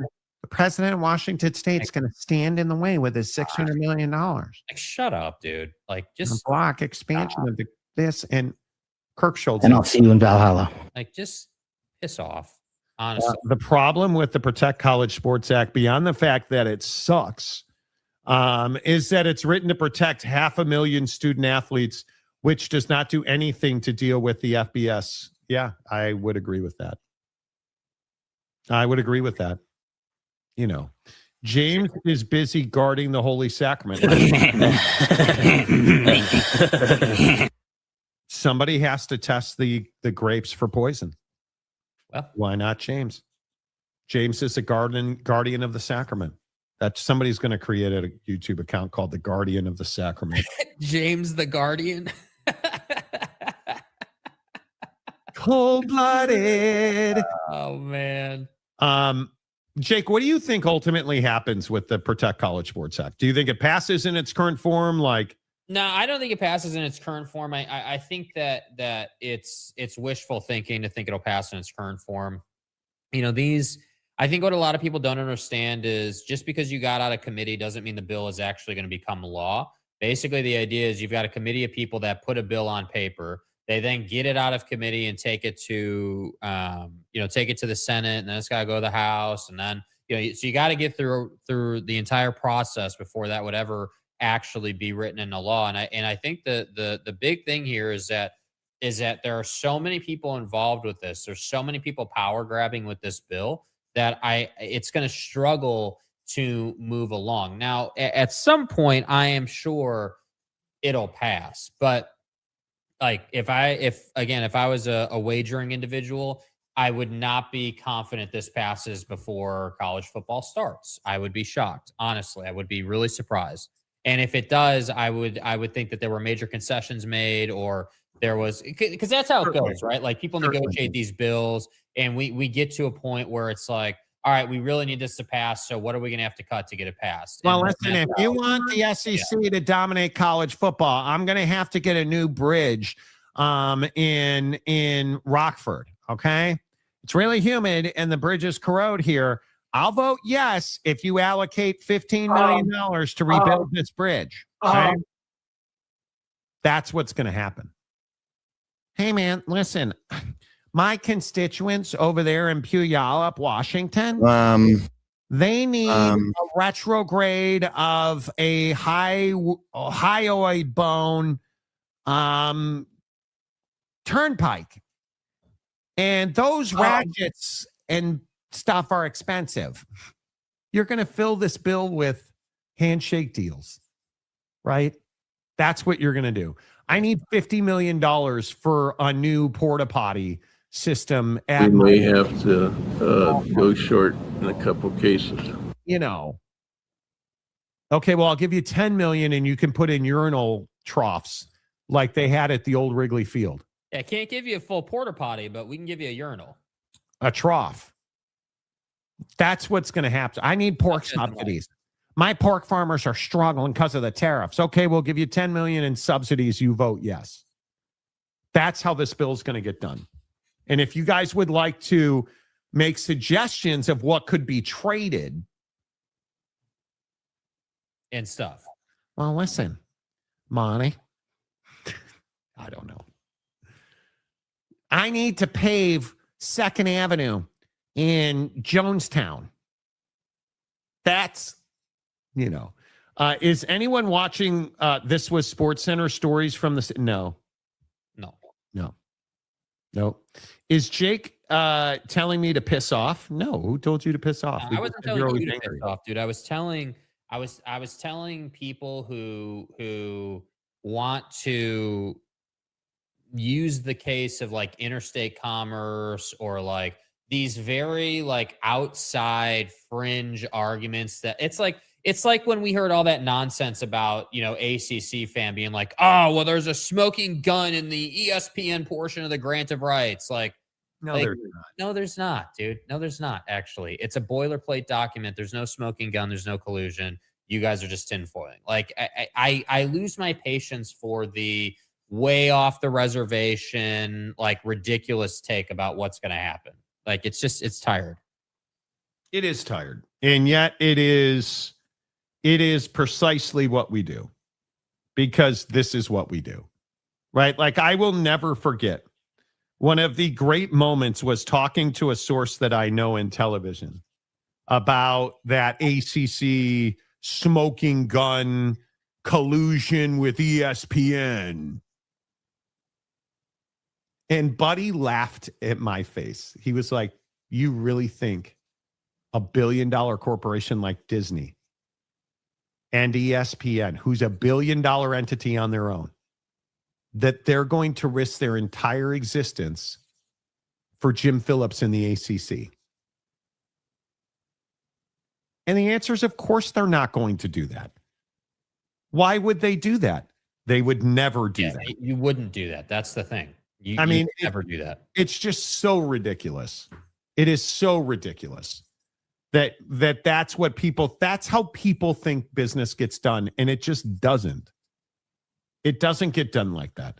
Can someone please explain to me why the knockout games of the World Cup start at 11 a.m.? This is BS. Because there's a lot of games to play, brother. I hate it. I hate it. I hate it. It's brutal. It's the USA-Australia match, which was good football. And it was, this town in Seattle was on fire with it. Started at noon. Why would you start that match at noon? Oh, it's because the World Cup is a tourist event.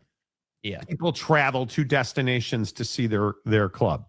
Yeah. So that's why. if it's at 11 a.m. or 11 p.m., they're going to be there. And trust me, they were. 30-70 chance if they schedule a floor vote in the Senate in whatever form, the bill ultimately takes, then I think it will pass both the Senate and eventually the House. Well, I think we're a long way from that right now. So is today Red Ass Utah Day? It very much is. They are not going to join us in the Big Ten.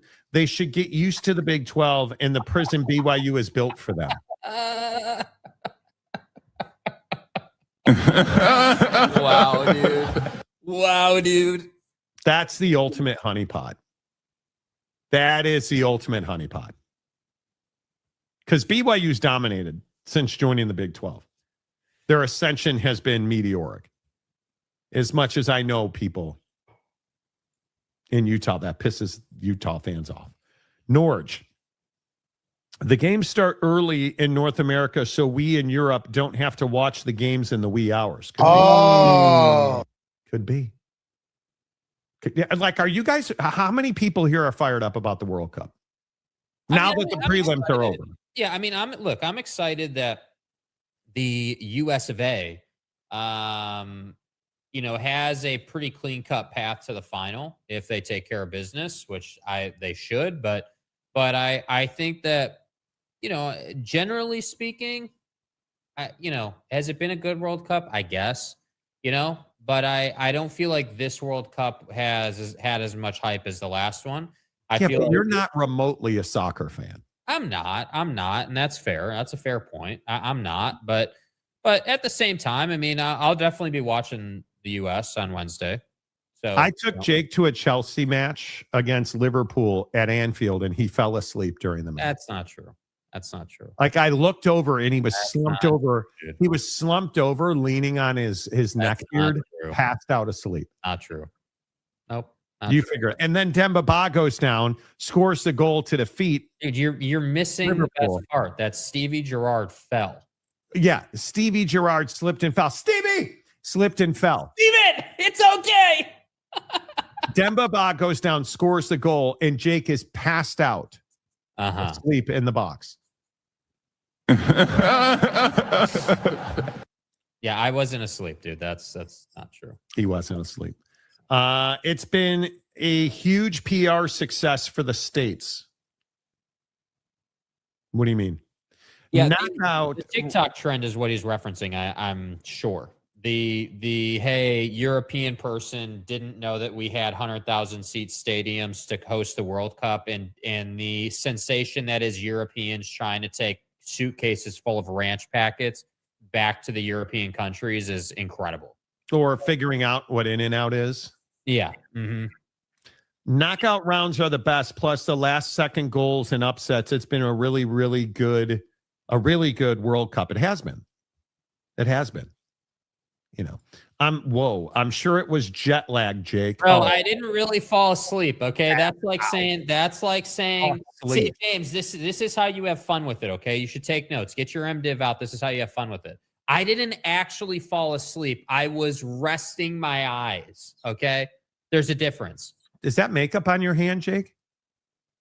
Anyway. So Donald Trump fell asleep in a cabinet meeting. Anyway. Monty, I love your show, but you got to stop talking politics, prick. Love your sports, but you don't know what you're talking about with politics. Monty, just shut up and dribble. They took a knife to that reflection pool thing, kiddie pond stuff. Well, what about the hydrogen peroxide? It doesn't matter. They'd already cut it. Okay. You don't cut paint, but Anyway, what makes sense, Rock and Rant? Japan, Brazil, such a good game. It's just so early here. I'm still working. Aren't we all? Yeah. Aren't we all?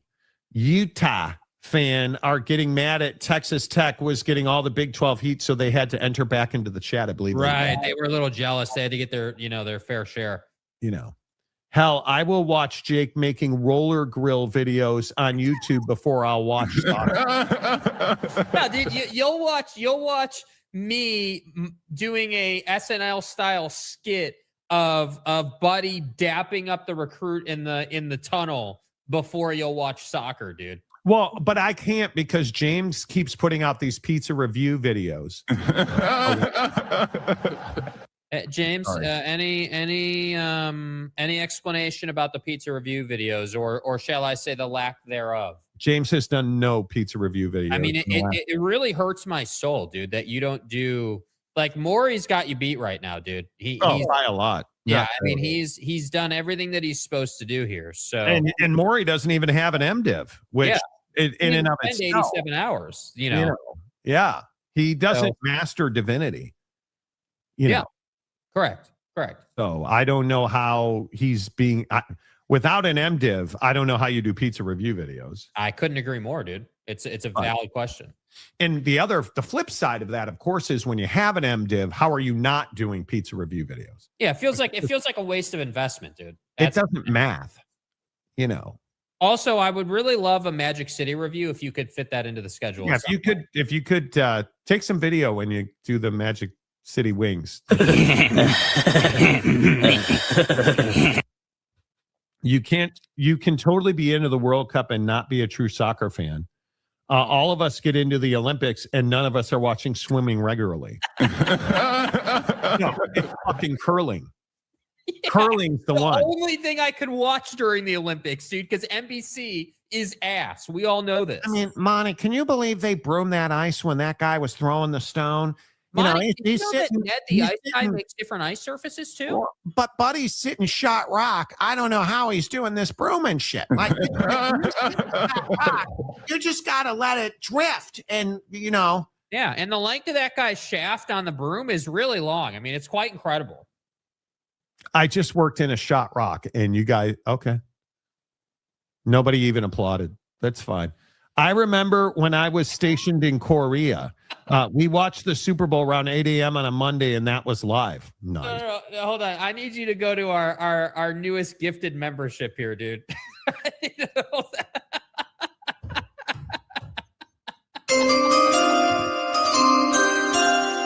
Yo, it's happened. Sack Guardian James. Oh, we've upgraded from Ball Sack James to Sack Guardian James. Somebody's got to guard the sack. Whatever. He's got an MDiv. He worked very hard to get it. 87 hours. We're waiting for James strip joint reviews. Yes, that's correct. Yes. That's where he finds all the pedophilia in the priesthood. Right. It's making a difference. Utah will never be happy until they are in the Big Ten. Probably not. Says a BYU fan. Jake, hey, James, whip your MDiv out and have fun with it. 21, can you do something for me? I honestly think James is the guy, and I could be wrong, but I honestly think James is a guy that shows up at events, and he's like, "Hey, I'm James. I have an MDiv, and here it is. Want to see it? Look at read. Just pound it, dude. It says MDiv on it. Yeah, just pound it. Let's ride. I'm a master of the universe. Right. I'm like Agent Smith replicating myself. And dude, your burner accounts, I give you a lot of credit. Your burner accounts are incredible.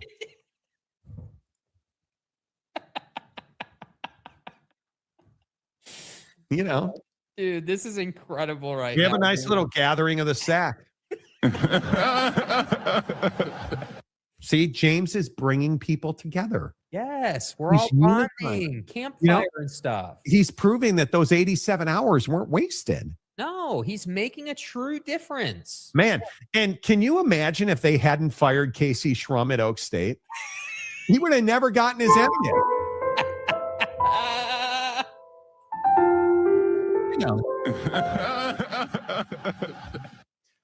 Hi, I'm James. Want to come help me sort my holy cards? I mean, it'll be fun. Wheat thins and grape juice and stuff. Gifted one membership with a troll account is next level. It really is. Gifted. Yeah. Yes, it is. Like, honestly. Kay Nurin, who's a Christian. Yes. Love watching soccer is boring. Okay. Curling is the best. I want to be the pebbler. Okay. I mean, that's, if you want to call yourself the pebbler, I mean, that's, Oh, no. Jay Beers got filtered. What did he say? I don't know. Well, I have no idea. Go play intramurals, brother. Dale Donuts, why is Jake talking shafts? it happens to the best of us. It does. It does. Anyway. All right. We should probably move on to Brendan Sorsby. Because speaking of shafts, the CFL told Brendan Sorsby to pound sand. Or excuse me, let's go, Brandon. They told Brandon, because that's his name, according to Jeffrey Kessler. Right. They told Brendan Sorsby he is not welcome in the CFL because of his gambling. The UFL then, on the heels of that, said, we would love to have Let's Go Brandon play for us. But does the UFL do Brendan Sorsby any good at all? Because I don't think it does. No, I mean, I don't think that the UFL accomplishes anything. I mean, I think if anything, it's more just him, him trying to play professional football in any capacity, and I think that it's a cautionary tale of ruining your career. I mean, again, I maintain that Buddy was never going to be like the face of a franchise, but at some point, I'm sure he'd like to keep playing football, because what else is he going to do? Go sell life insurance? So, I don't know what, I guess I don't understand what the play would be if it's not football. And that's what I think. I would agree with that. Like, what are you going to go and do? What's the next thing? What's the next play? Where are you going to go? So for me, is the UFL ideal? Absolutely not. I mean, does anybody really respect UFL football? Absolutely not. And is it going to help his career? Absolutely not. But the problem is, and again, this has been very few and far between examples of this. So don't go full nuclear meltdown mode when I drop this name. But when's the last time we had someone trying to get into a league who wasn't welcome back? You know what I'm going to say. Colin Kaepernick. And that was a completely different set of rule or situation and circumstances. Yeah, he was black. Right. Bro, dude. Bro. The opposite of full. But the point is that stating fact is that no lies detected. Is that dude couldn't get back in the league, and I don't think Brendan Sorsby ever sees an NFL field ever. I think it's going to be tough. I think it's going to be very tough. So if Utah fan and Texas Tech fan fight in the UFC at the White House, you mean, is that more exciting than soccer? Because I'll drop that motherfucker. Okay. It's a good question. Any thoughts on the NHL draft? None. Not a single thought. Not once. Nope. Jay Beers said what? I don't know. I just saw your comments got filtered. So welcome back. You must have done something. Did you use emojis? YouTube does not like emojis. I like curling as well. I just feel connected to it for some reason. You feel connected to the Royals third baseman who got hit in the nuts the other day? Like, how do you, bro? The White Sox bunt it down the third base line. Left-handed, lanky-ass pitcher picks it up and absolutely fires a cannon over to third base and nut shots his third baseman. Like, what? Why would you throw the ball that hard? Oof. Idiot. Chuck says Arena League or UFL? UFL. Bullet. He needs to play JUCO. The talent level around him would be the same as he had at Cincinnati. But that's why he would be a great NFL quarterback, Monty. Look at the lack of talent. I mean, come on. Yeah, how many times have I heard that? Brandon Butler, I really need Sorsby to go to the Houston Gamblers. Just need the UFL to lean into it for the pub. That would be incredible. Wow, bro. Yeah.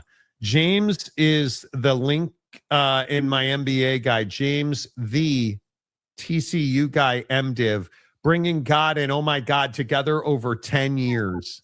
That's his link. I think what you meant to say is that's his LinkedIn bio. No, it is not.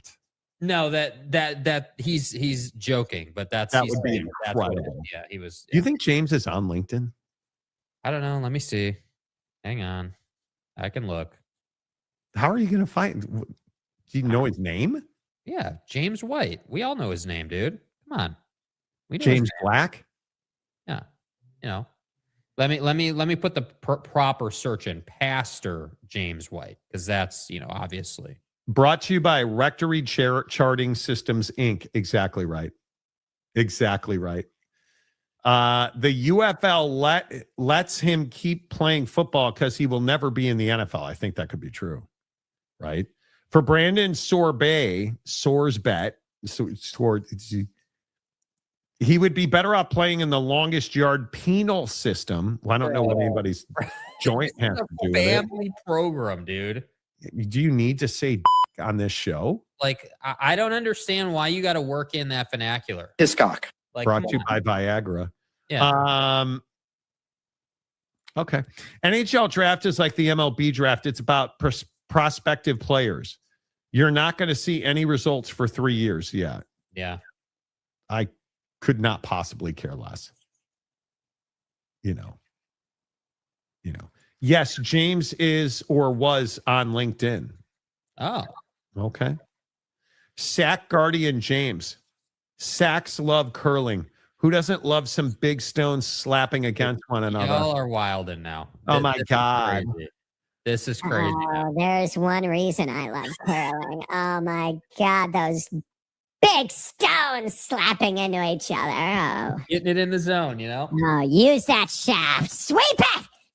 Probably too much. Probably too much. My bad. I'm a bad person. The Cubs have a chance to sweep the Padres this week if Alex Bregman runs hard. Me? At least Pete Crow's having a huge June. Can June just go on forever and never end? No. Sweep it. Exactly right. Exactly right. Just saying. So would Jake be 3/4 shaven or half shaven? I can't tell. He didn't shave. I did, actually. No, you didn't. What is with the chin thing? I don't understand. Why can't you just say thank you? Why can't you just say, nobody can just say, yeah, you did what we asked you to do. You know what I mean? Like, why can't it just be like, all right, cool. Like it's been managed. It's good. Like, but it hasn't.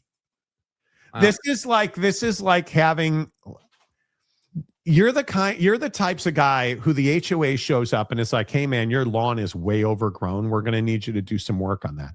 Okay, I'll get right on it. You pull out the lawnmower, you do one stripe and you put the lawnmower away. They come back and say, hey, we told you need to take care of it. You're like, look. No, I guess not. I cut the grass. No, we meant all of it. Oh, well, you should have said that. That's you in a nutshell. I'm going to shave. I shaved, Monty. Look down here. Look right here.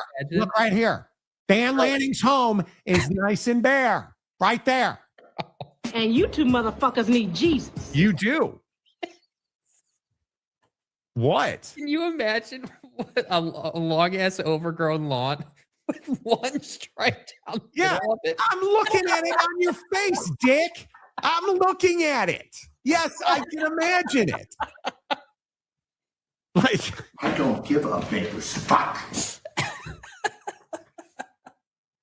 Don't have to really imagine it. Bro. Leave Jake's chin strap alone. You've got the Flying Michigan helmet on your chin. Well, that's why I love big dudes right on my chin. That's quite enough. We get it. Jake is looking very business on the cheekbone, party on the jawbone. Dude, you have no idea.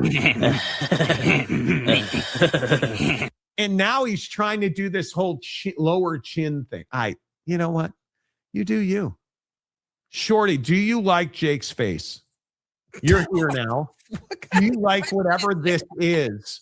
Jake's fucking face. Do you like got going on? Because this whole chin strap fungus thing. It's a wrong question. You know, did that chin strap come with headphones? With the headphones? I don't get that one. Sorry. Muldoon, mid-2000s douche vibe. Well, someone's got to play the part, right? Someone's got to play the part. You know. Well said. It is what it is. The Manning passing camp was amazing. Did you guys pay attention to the Manning passing camp? I'd love it to be wider. Why? Anyway, the point is, what I'm going to say. Well, because then it would be up on the cheek. If it was wider, I could be Wolverine. How much slurping is I've seen Wolverine, and when he gets them pork chops going, dude, the guy gets laid every single scene. That's why I'm doing this. Jake, did you watch the Manning Passing Academy this weekend? No. Did you pay attention to the results? Nope. There's only one result that matters. What happens on the field? Correct.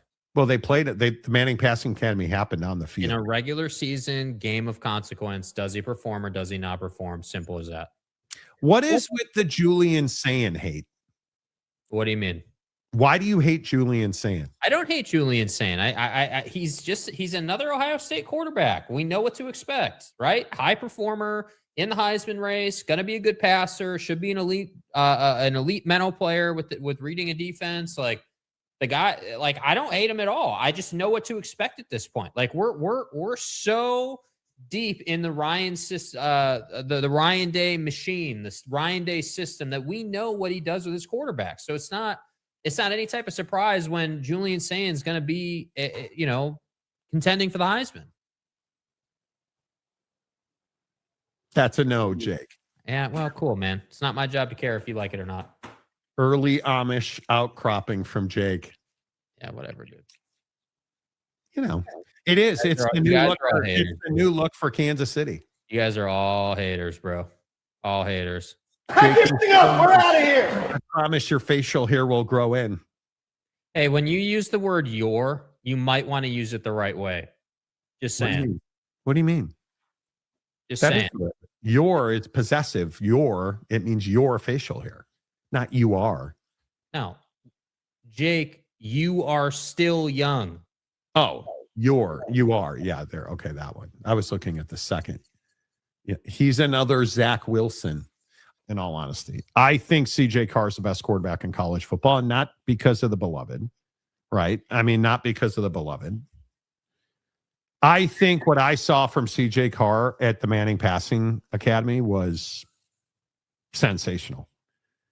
I think my feeling is he's the best quarterback in college football. And he should be the odds-on Heisman favorite. And I know the Dante Moore stuff, and everybody was excited about it, but he didn't go to the Manning Passing Academy. He went to Japan instead. Did you guys see the hype video that Oregon rolled out? This is garbage, dude. I'm just warning you now. Whoa, this is your guy Lanning. No. Is Dante Moore or CJ Carr? I think that's extremely close. I'm going to be honest with you. I think CJ probably has a better year, and I only say that because I think they've got a pretty good amount of talent. But, I also think you look at the schedule, it's a lot easier to schedule. Let's be real. So I think Carr has a better year, but I think if you're talking NFL prospect, probably Dante, but it's pretty close. Here's the hype video for Dante Moore.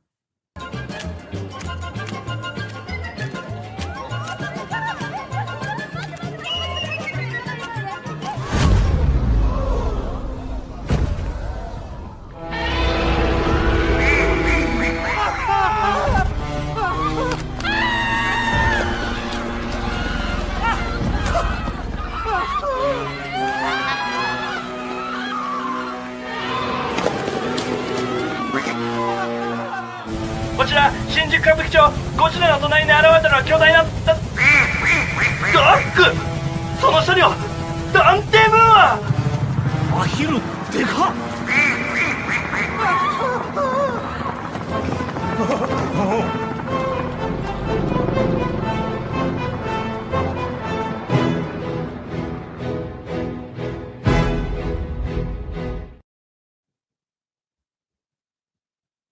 What the hell did I just watch?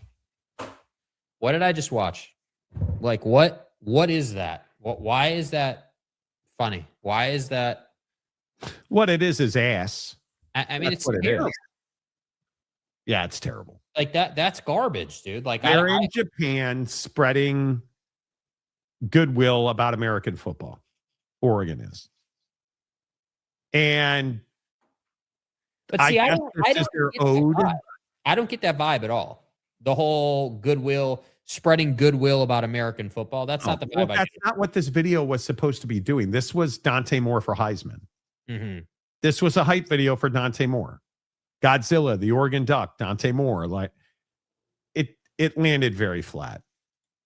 Yeah, it landed very flat. And I actually, this right here, it felt very stereotypical. Yeah, 100%. Brutal. Yeah. I didn't like, I don't know how else to say it. Like, that is how it felt for me. I didn't feel like it was some great video. It felt like you had the duck walking down the street and it was more about the duck than it was about Dante. I understand his posters in the video, but like the video is about the duck and Godzilla, not really about Dante Moore. And I understand they hit the pose at the end, but But it's again, just the problem is, did you see the fear on the face of all of the people in the street? Yeah. They were terrified, right? Nobody's terrified of Oregon. Well, Texas Tech is terrified of Oregon. Isn't that right, Ryan Duffy? Wow. Okay. Okay. Which is fine. Did you guys see Wong committed to BYU over Ohio State? Yeah. Finally, Wong will choose. Yeah, Wong will choose. Really, bro? And then you had to say that. Really, bro? Oregon was checking in on all the Nike sweatshops. Right. You know, way too soon. Wow. Casually racist their duck season. Nike sweatshops about to riot. Wow. That's what I'm saying. Like, I think most of us agree that this was. I agree with that assessment. Casually, not like flaming, but definitely like low key undertones kind of video. Oh sure. Wow. Sham Sharania, what a dick. Malik Beasley has been indicted on federal charges for gambling related to sports betting scheme, including point shaving and prop betting. The government is coordinating a voluntary surrender for Malik Beasley this week. Oh. Ooh. That's brutal. What do you mean Brendan Sorsby should be worried about the feds? Ooh. Like, that is brutal. Like, ooh. I think people just take that stuff for granted that, well, it's the feds. No big deal. I mean, they're not going to actually arrest anyone. You're the starting quarterback at Cincinnati. Oh, wait, at Indiana. Oh, wait, you play in the NBA and make tens of millions of dollars guaranteed. Facial recognition. And you can't not gamble? You can't not gamble. Do you know how hard it is to screw your life up when you sign a guaranteed contract? Do you understand when you sign a contract in the NBA, the money's guaranteed? It's being paid. Do you know how hard you have to screw it up in the major leagues of baseball where your contracts are guaranteed? Do you know how hard you have to screw it up? And these guys routinely screw it up. How many baseball players and NBA guys are going to get in trouble for point shaving, prop betting, lose all of their money, their career, all of it? Everything. Just like that. I'll never understand it. You're Chauncey Billups. You're Terry Rozier, who's made an ass load of money. Malik Beasley. Malik Beasley's a role player. And you can't get out of your own way. Brendan Sorsby, you would have been drafted in the first round of the NFL draft. Oh, but you bet on sports. Okay. Have fun playing for the Houston Gamblers. Do you know that's how, dude? Yep. That's, Arch Leister. Yes. Like, it's unbelievable. It's unbelievable. I can't even imagine it. I just can't imagine it. And now Malik Beasley, like, and again, I guess I understand why this comes up, because one of the replies to that tweet is, we should ban gambling. Is this gambling's fault or is this human beings' fault? It's Malik Beasley's fault, dude. It's not gambling's fault. This is Malik Beasley's fault. Have some self-accountability. Have some self-control. Like, again, the not to steal your mantra, right? But the decisions you make, like, you got to be good with the consequences, good or bad. It's that simple. Just because you're an idiot with your life doesn't mean I should pay the price for that. It's that simple. And for the record, I don't gamble, but, Mayor of Monty Town, hello. Good morning, guys. Shout out to Mobamba. Cam, good to see you. I don't get it. I guess we just don't want freedom. Shout to Mobamba. We don't want freedom. It's what this comes down to. Does Beasley have any college eligibility left? Asking for my friend Cody. Okay. So don't even think about messing with me. When does the video of Mestamaker dressed as Pistol Pete riding a horse into the Osage Casino drop? Dude, that's racist. Yeah. They're Native Americans. They're just trying to provide for their people. We don't gambling. That's so racist that you would bring up gambling with Native American populations. Well, they do own and operate a casino. That's racist too. Wait, did you just call them racist? No, but you are. Shut up. Just shut the up. Anyway, a lot of these places like Prize Picks are registered with the CFTC, which is a trade commission. Regulation will be coming hard and fast. But you can't tell me that prop betting is the fault of the organizations. It's not. Maybe I'm wrong. It's never happened before, but it could.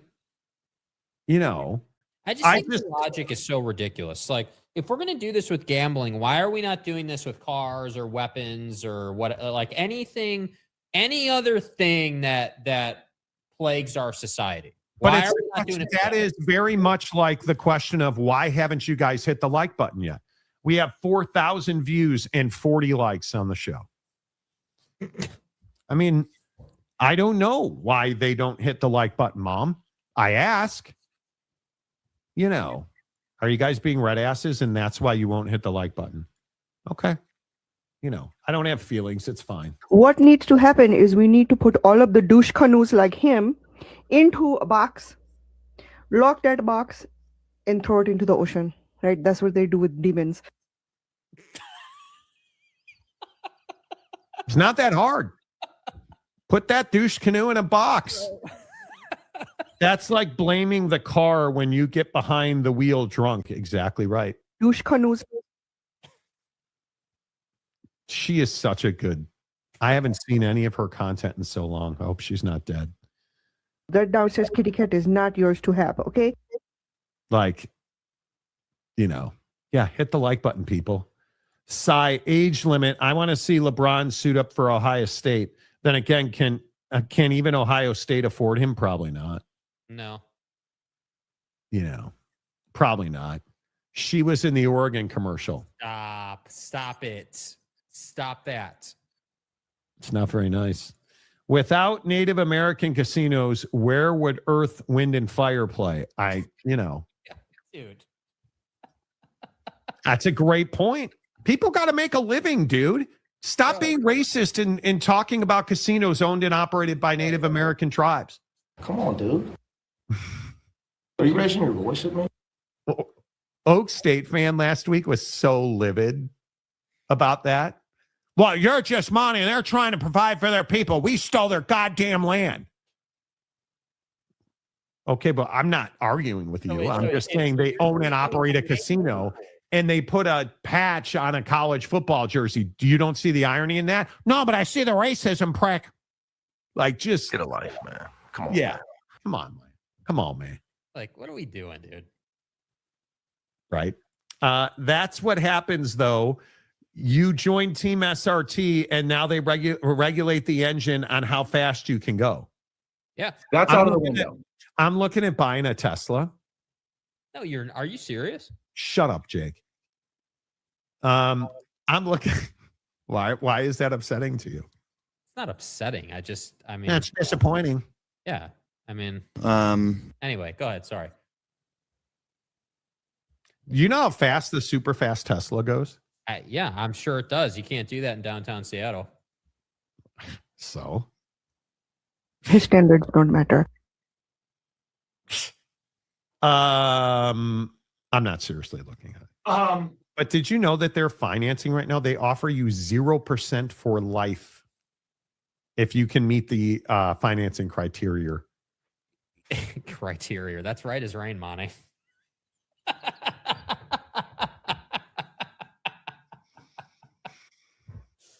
Jake showed up here one day. Jake showed up here one day. And I don't know who the scumbag was that said to Jake or where he saw right as rain. He showed up here one day and he was like, and then I just told him, hey, bro, cool story. Make me a sandwich. He showed up here one day and he was like, oh, yeah, right as rain. And I'm like, well, where'd you hear that? Nobody. I just came up with it. No, you didn't. No, you didn't. My grandparents used to say right as rain. It's coinky-dink. I mean, I just thought of it. You know. No, really though, with Tesla, did you see Ford is actually thinking about adopting this thing where dealers, so like, you know, right now, like there's the MSRP, what the auto manufacturer, Ford or Tesla or whoever, Tesla's a little different because it's a different model, but like Ford or any of these different brands tell you that you should sell the car for. Then the dealership will typically mark it up or they'll have their own price. Ford is thinking about, because the car industry is in such a crap spot, Ford is thinking about mandating to their dealership partners that they can't change the price of the vehicle and that it's just a standard price. And that you're just, and I think that's fascinating because Tesla's been doing that for a while, apparently. I didn't know that, but Tesla's been doing that for a while. So, because all their dealerships are a franchise. Yeah. If you get a Cybertruck, bro, you don't have to worry about that. Yeah, I will never, ever. Even if there's a fire. No, it'll all make sense. Jake taking credit for as right as rain, LOL, of all things to take credit for. I didn't, bro. I didn't get it. Yes. Oh my God. I didn't. What I said was is that I heard it somewhere. I don't know where though. So I just used it. You know, one day, God, who's not real, is going to strike you with lightning because kick it will flow. He's going to get so tired of this whatever thing is on your face beard. It's wrong as rain. And so let me get some lightning. And then you're going to be telling all these lies where you're like, well, I didn't say I made it up. I said I may have at some point in a way that I don't recall, maybe somehow listening to the radio, which I never do, could have heard wrong is right of rain and sunshine. You literally were like, dude, I just thought of it off the top of my head. So Jake was dating this girl, right? And she tried to drop the whole, and then I said, hey, cool story, bro. Make me a sandwich. The lie detector test determined that was a lie. Like she had just made the line up. Right. Which clearly she hadn't. That's what Jake did. He channeled his inner hoe and was like, oh yeah, I just thought of it. Right as rain. It makes sense. It just flows right off the tongue. You know. Back to the envelope calculations. No, I didn't. Yes, you did. Anyway, it's fine. It's fine. No Cybertruck, but Monty considered a Pontiac Aztec. Yeah, who hasn't? What is your life come to if you're driving a Pontiac? Do you just are you Oak State James and you roll out and you see the Japo shitbox in your driveway? Do you just pause and be like, what is my life come to that I have to get into this car every day? Where did I take the left turn? What did I do to piss off God that I have to drive this car? Is it because I have an MDiv that I have to drive? Recognition. That's where, or you could just drive a BMW rocket ship. Okay, speaking of which, I need to move to Montana because I have to register the BMW. It is anywhere. So it is so rectally expensive to register a car in Washington. So here's a question. Do I keep it registered in Utah where it's like $56? I was going to re-register online, but what do you think they asked me to do? Provide proof of residency. Hey, bro, we're going to need you to get a smog check. Timothy. Why? Do you really think my BMW, my 2024 X4M BMW, is going to cause more air pollution than the Salt Lake, which is now empty? Yeah. Or, I don't know, all of the fires burning, but I get it. Global warming's not real. Heat dome. My point is, Iraq. Do you know how expensive it is to register a car in Washington? It'd be like $1,500. Washington. Register it in Montana or yeah. It is so expensive to register a car here. Yeah. And I mean, I live in Utah. I own a home there. Do I drive the car back to Utah to register it so I don't have to pay the Washington state registration? Nah, that's a long drive, bro. It's so expensive, though. It is so stupidly expensive. Yeah. I don't even know. I'm not paying $1,500. It's crazy here in Utah right now. So many fires, smoke everywhere. Yep. And look how hot it is and how dry it is. And what's causing the fires? Lightning strikes. It's brutal. You don't need to move to Montana. You need to open up a Monty Show and Cattle LLC in Montana for you and Jake to register cars, which is now highly illegal. So, so expensive to register cars. Yeah. Lots of money to change over the vehicle that you rarely drive.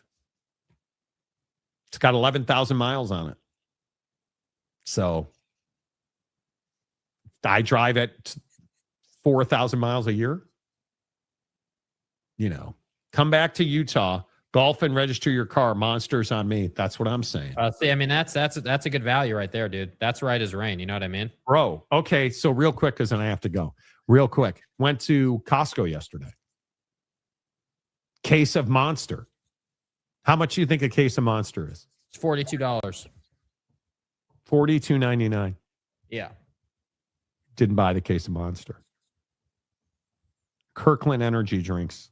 Oh, hell no. It's where we're at. No. I'm not paying $42 for a case of Monster anymore. I'm not willing to do it. So we're on the Kirkland knockoff Celsius brand. Did you try them? Oh, my wife loves them. The Kirkland brand. Yes, my wife loves them. Ah, well, hey, man. She does not drink Celsius anymore. Yeah. She likes the Kirkland brand. And now I'm on the Kirkland brand of energy drink. Well, there you go.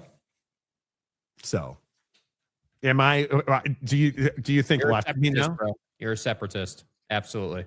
But I don't want to pay $43 for a case of Monster. I understand. No, I get it. I went to a gas station the other day at the outlet out here in, I don't remember where, North Seattle. And they actually had white top Monsters. It was incredible. Yeah.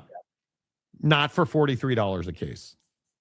Celsius is way cheaper. And so the difference is the Kirkland energy drink, which is actually not bad. I've tasted it. $17 for a case. So I can get 2 cases of the Kirkland energy drink for less than the price of 1 case of Monster. Yeah, sorry, dude. Not doing it. Not doing it. Jeremiah, who's a champion, might want to be careful with that because in Colorado, if you are living here even a little bit and your car isn't registered, here you can get in trouble. Yeah. Yeah, I know.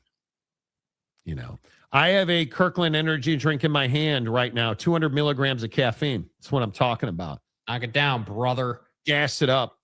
I would like to, just to go back to Park City. I'd love to play Park City Muni one more time. Yeah. Would love to. But did you see it's snowing in the mountains of Utah yesterday? Yeah, Utah is kind of a crazy place right now. I can't even deny it. You know, the Pontiac Aztec of energy drinks, Monty. Yeah. But if you like it, you like it. Yeah. $43 a case. Yeah, it's not cheap, dude. It's not cheap. I'm with you. It's not cheap. Now that case lasts me 2 weeks. I mean, we can try to source it at local gas stations and see what it is. You know, see if it's less. It's probably not going to be less. You beat me to it. You just bought a Pontiac of energy drink. Hey, listen, I'm here for the Sunfire. I'm here for it. Yeah. You guys remember the Pontiac Sunbird? Oh, so good. Whoa. Aztec were ugly AF. But it think they were partially responsible for most of the cars being crossovers now. Could be. Kirkland's are 75 cents per can. Way cheaper. An energy drink is asking for a heart attack. It's not. If you drink 2 a day, you're never having a heart attack because of your energy drink. So there you have it. The Monty Show, as always, presented by the Advocates at theadvocates.com. Enjoy the today. You said Team USA is Wednesday. Wednesday, yeah. Enjoy the footy on Wednesday. You know, and remember, if the worst happens, get to the best at theadvocates.com. Slow down, remove the distractions from the cockpit. But if you get in an accident, you get hurt at work, if you slip and fall, get to the Advocates at theadvocates.com. 24/7, 365, clear, risk-free advice. And the best part is you don't pay the Advocates unless and until they win. Until tomorrow, say goodbye, Jake. Goodbye, Jake.